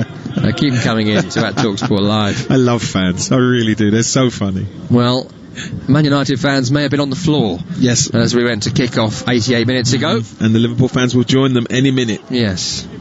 Understandably so. This might give him a bit of a lift as well. So are we going to hear Klopp out then? Because we're hearing Ollie out. Are we going to hear Klopp out then? Well, I think it's fair to say that Klopp's got some credit with the house. Okay, I'm just a man putting it out there, that's all. Yeah. Well, Paul Mortimer starts the campaign. Klopp out, no, he says. I love you Klopp. heard it no, here first. I don't want Klopp out. Mortimer says Klopp out. Premier League Live, and sensation. You know that's not what I said. Klopp should definitely stay in. There's no disputing that. I'm just wondering, you know what fans are like. You're only as good as your last game. Foul by Milner on Barkley on the left-hand side. We go to international break now, and then we return with the Premier League on the 17th of October. Leicester have a derby against Aston Villa. Villa then go to have a game against Leeds, then Southampton. So a Midlands derby here. And also a derby for Liverpool when we come back from the break. Of course, they will be in action against Everton at Goodison as Traore is nearly in here. Took a last-second challenge from James Milner before Traore. That's too easy. Blast home. That's just too easy. It's far too. He's got in off a long, sort of pass down the channel. That's just too. It just is too easy. It's a corner here with 90 minutes nearly up. Taken by Barkley into Grealish. Back to Barkley. They're loving playing with each other. Into Traore, turning away from Milner, pass back towards the halfway line. Understandably, Villa, who have had this game won for a long time now, had no intention of doing much there apart from keeping possession. They go back all the way to Martinez, who lobs it left to Grealish. Grealish finds Barkley. Again, the interplay between those two has been fantastic tonight. Grealish on the edge, on a hat-trick. Cross towards El Mohammadi. Volleys towards Watkins, who brings it down the chest. Jota will clear towards the halfway line. 3 minutes added on, Paul, at the end of the 90 minutes here. And, well, I always wonder why they do that. This game has been over for some time now. Me too. I mean, no one needs to stay on the pitch past 90 minutes, really. The game is over, it's done. Liverpool don't want to be there. Villa could do with coming off the pitch. This is just a breathtaking performance, it really is. Martinez, the Villa keeper, up towards the halfway line, flicked on by Konsa. Here's McGinn, turns away from Alexander-Arnold, who's over there. It's fallen towards Mo Salah, who's running at the Villa defence. Beats one, beats two. It's a challenge by Marvellous Nakamba, and as you say, he will be getting a yellow card there for that trip on Mo Salah, and it will give Liverpool a chance to fire one towards Martinez's goal. It will be a third for them, and well, normally the third goal away from home and you still lose would give respectability to the scoreline, but it would take more than that to do that tonight. I have no words. No, it's tough, isn't it? It's absolutely incredible. Here. I mean, when you see things like this, as the game before, you saw bits of it where Manchester United were, 6 goals, and you're thinking, wow, it's incredible. It's absolutely incredible. But this is against Spurs. This is against Aston Villa. No disrespect. I think Villa stayed up by a point last year. You're not expecting this, and that's why we love our football, because it gives us this. Free kick here on the edge. Chance for Alexander-Arnold. Hits the wall. Grealish controls. Finds a ball back to Barkley, and it's a big clearance upfield down the right-hand side, which Traore could keep on here. And here's one-on-one with Fabinho. Gets away from him. Wijnaldum helping out too. Still going here, Traore. Onto Grealish. Turns away from Milner. Pass back towards Adrian there for Liverpool, who will wallop the ball clear. And then Jota and El Mohammadi clatter into each other over on that far side, and Villa will retake possession again with 30 seconds of this extraordinary match remaining. Up towards brilliant. Watkins, absolutely brilliant. Has mastered the centre-forward role tonight in the Premier League. Hat-trick in the first half. Jack Grealish from the left. Looks cross-field. Lovely ball to El Mohammadi. Is there to be an 8th goal for Aston Villa? Final few seconds here for Liverpool to endure, for Villa to enjoy. Shot by Traore, loops up in the air, away by Alexander-Arnold. Nakamba battling for the ball. There goes the final whistle here. Steven Gerrard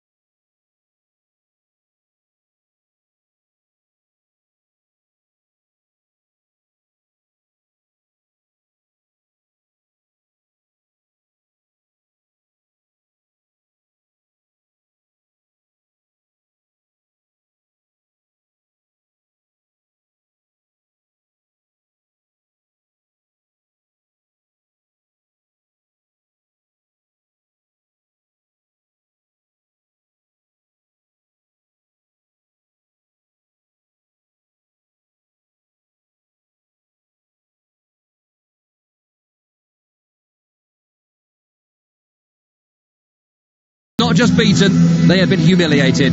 It's finished 7-2. You're listening to Premier League Live. Kick off your Sportsmat Sunday with TalkSport's latest super signing, Johnny Owen. Join critically acclaimed filmmaker and actor Johnny Owen for a brand new show dedicated to the culture of football. From retro terrace fashion, Great red card. Oh dear. Yeah. And classic fan anthems. What a hit! To iconic films and game-changing books. It's a thunderous belter! Join Johnny Owen and co-host Mark Webster for a celebration of the cultural power of the beautiful game. That could be the winner! The unbeatable new weekend lineup just got better. Johnny Owen and Friends. Big moment! This morning from 9 on TalkSport. Inject some high-octane, explosive entertainment into the post-apocalyptic wasteland that is your average Sunday. The warm-up with Mad Max Rushton on TalkSport. Actually, I'm not mad, just a bit tired. He's the rebel weekend warrior, chained to the wheel of a souped-up juggernaut of sporting confrontation. Actually, it's just a normal city car, 1.6 automatic. 2 hours of fuel-injected football fury that never runs out of gas, guts, or glory. Guys. Wheel spinning through the blasted badlands of your weekend like a demonic convoy from hell. He clearly hasn't heard the show, has he? The warm-up belongs to the Mad Max Rushton, this Sunday morning from 11 on TalkSport. You see.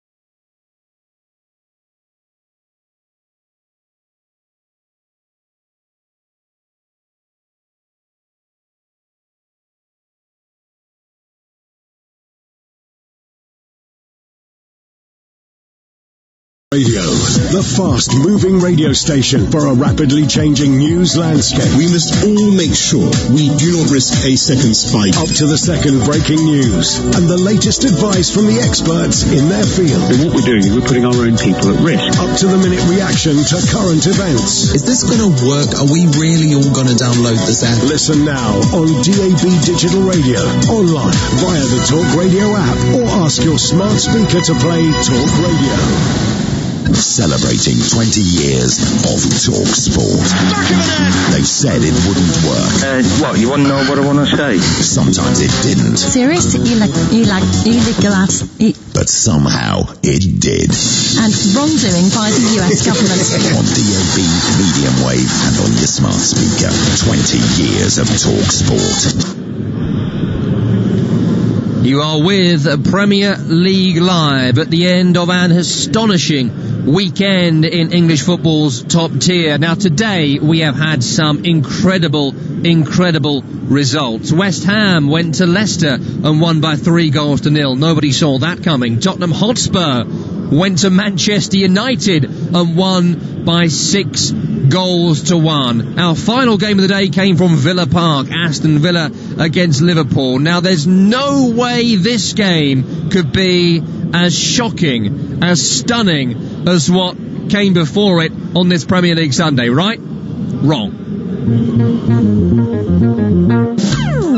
Oh, terrible pass there by Adrian. It's gone straight to Grealish, and here's Watkins for 1-0. And it is 1-0 to Aston Villa. A howler from Adrian in for Alisson, and Liverpool have been punished. As well there, and finds a release back to Grealish, who pokes it to Watkins, and Trezeguet's in the area. Watkins can't find him, he goes alone here! What a fantastic. What a goal that is from Aston Villa's record signing. Finds Naby Keita in the area, breaks to Salah! And Salah has scored, and Liverpool are back in this game. Only as far as John McGinn, who volleys the goal, deflected, and it's gone in. And Aston Villa do have a third, and it's John McGinn on the volley. They've broken the offside here. Villa for 4! It is going to be 4!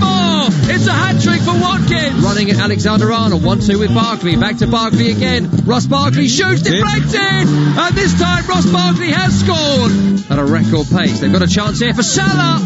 Well, from nowhere, Salah has pulled one back. A second for him. Firmino robbed by Watkins, and Watkins can find Grealish, edge of the area, left-hand side, cuts inside, shot by Grealish, and they've scored again. As McGinn is played in Grealish, and Grealish for 7! It is 7! Yeah, that's the story of it. It finished at Villa Park. Aston Villa 7, Liverpool 2. Paul Mortimer, the former Aston Villa winger, watched this one with me, the Housewives' favourite. Paul, let's talk about Aston Villa first. We always get drawn into big team get beaten, don't we, in these kind of situations? Yeah. But Aston Villa, the start of this season, been fantastic. And pre-game, you said this is the real test. How good are Aston Villa? How good are the acquisitions they have made, and what could they do this season? What have we learned?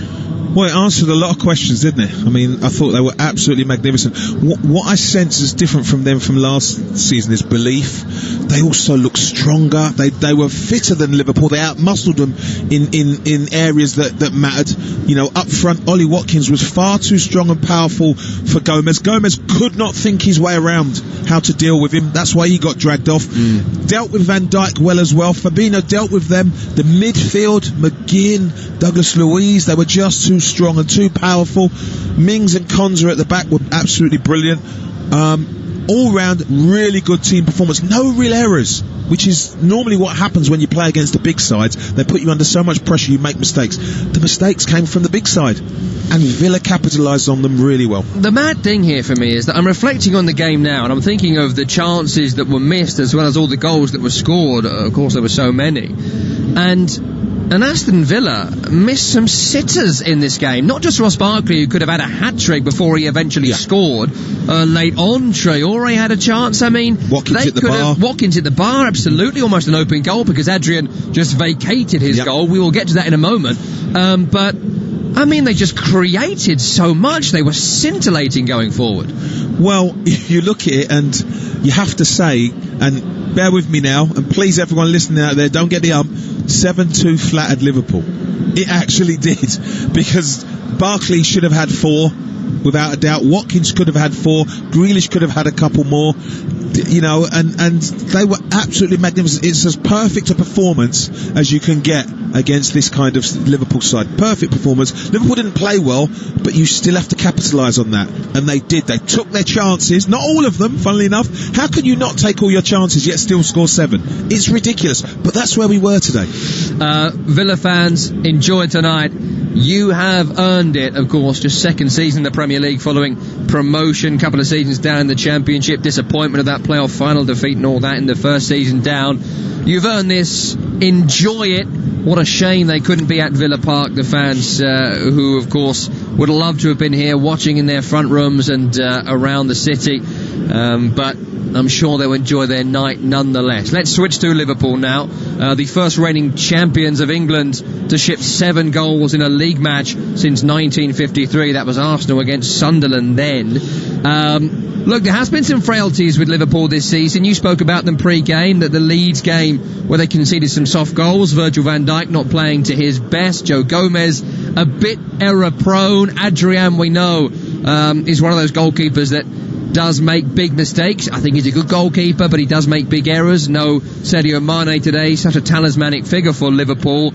All of that, Paul, and still we could not have foreseen a performance as bad as this. How has this happened for Liverpool that they could have been thrashed so comprehensively tonight? Well, the thing about it is, and again, if you look at their games, you know, the games that they've won in the Premier League so far, and they beat Chelsea 2-0. It's the only clean sheet. They've conceded goals. They've conceded multiple goals. The Leeds game, everyone's sort of saying, oh yeah, it was a great game, but Liverpool conceded 3 goals at home. You know, and so you have to look at that and you have to say they are conceding more goals than they ever have done. So something is not quite right. I said it at the start of the evening. Defensively, there's a fragility somewhere, and I don't know if it's the back 4 or what's sitting in front protecting them. I don't know, but you know, it's far too easy to penetrate Liverpool's midfield and their back 4, and when you've got a goalkeeper making mistakes like Adrian is, you need to be able to shield him better than Liverpool did today. I'm sure there won't be an overreaction to this from Liverpool because they have been so phenomenal for such a long time, but also defensively there has been issues for a while. They've let Lovren go. I know Liverpool fans necessarily won't think that that's a massive loss, but if Gomez is out of form, Matip is rarely fit, is there an opening there for someone alongside Virgil van Dijk? Well, this is where I think Klopp always earns his corn, because he will put trust and faith in his players. And he'll put his arm around them, and he'll talk to them, and he'll listen to them, and if he has to be ruthless, he'll do it with a smile on his face, but he'll be ruthless. But the players know that they will, they'll get what they need to get. They'll be told off and all of that, but they'll know that the manager backs and trusts and supports them.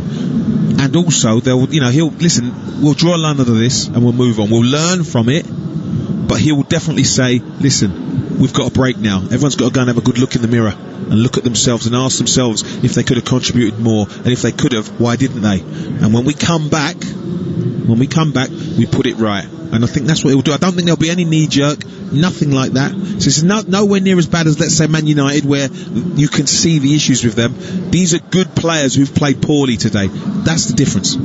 Wonderful line, as you mentioned in commentary, from Oziama, who said, safe to say today that United and Liverpool are at 6s and 7s, and that's a nice segue into Manchester United chat briefly, because they were thrashed today at home by 6 goals to 1, not even going to get first on Match of the Day, losing 6-1 at home, not even the most astonishing result of the day. Maybe good news for Man United fans. Let's hear from the Manchester United manager, also from Ole Gunnar Solskjaer as well, from Jose Mourinho as well, both managers, of course, in this Mourinho derby, back-to-back Mourinho derbies, and he's got good results in both, hasn't he? Let's hear from them both now, because that was, just like this one, a remarkable game of football on this Premier League Sunday. Horrible feeling. It's the worst day I've had as a Man United manager or player, but I've been part of big defeats before and we've bounced back, so we've just got to let the boys who go away on internationals go try to find their mojo themselves, and the others that are going to stay here, we've got to help them, because certainly after a result like this you need to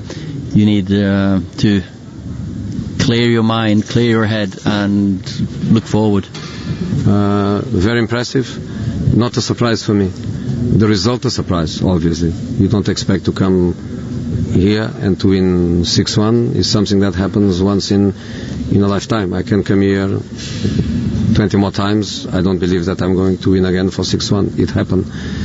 But it happened because the team was phenomenal since the second minute. Losing 1-0, big personality, lots of confidence, went for it, and being the best team for the whole of the first half. Yeah, Jose Mourinho playing it down there. Classy from Mourinho following his victory with Tottenham at Manchester United today. And much like this game, Paul, my question on that to you is, how good were Tottenham and how bad were Manchester United? Well, they were very good, Spurs, because you have to exploit the weaknesses that Manchester United have, and they did. As I said to you before, I watched the game last week where they lost to Crystal Palace, and you saw the defensive frailties. So, with a more potent attack that Spurs do have, you could see this being a problem. Now they're 2-1 down when they lose a man in Martial, and so you're sitting there thinking, right, we are going to sit in, we are going to defend properly, we are going to make it difficult for Spurs, and we're going to try and nick a goal with the pace that we've got up front. They fell apart completely, and at this level, which is what surprised me all about Liverpool as well, teams like that, like Manchester United, Liverpool, can't fall apart. That shouldn't be happening, and that's the thing that scares me. Now, Liverpool have strength in depth, I think. Manchester United don't. And Liverpool have pace at the back. Didn't play well today, but Manchester United don't, and they have left it too late to be able to really buy someone. And if they do buy someone, they're going to have to pay way, way over the odds. A little bit like what they did for Harry Maguire.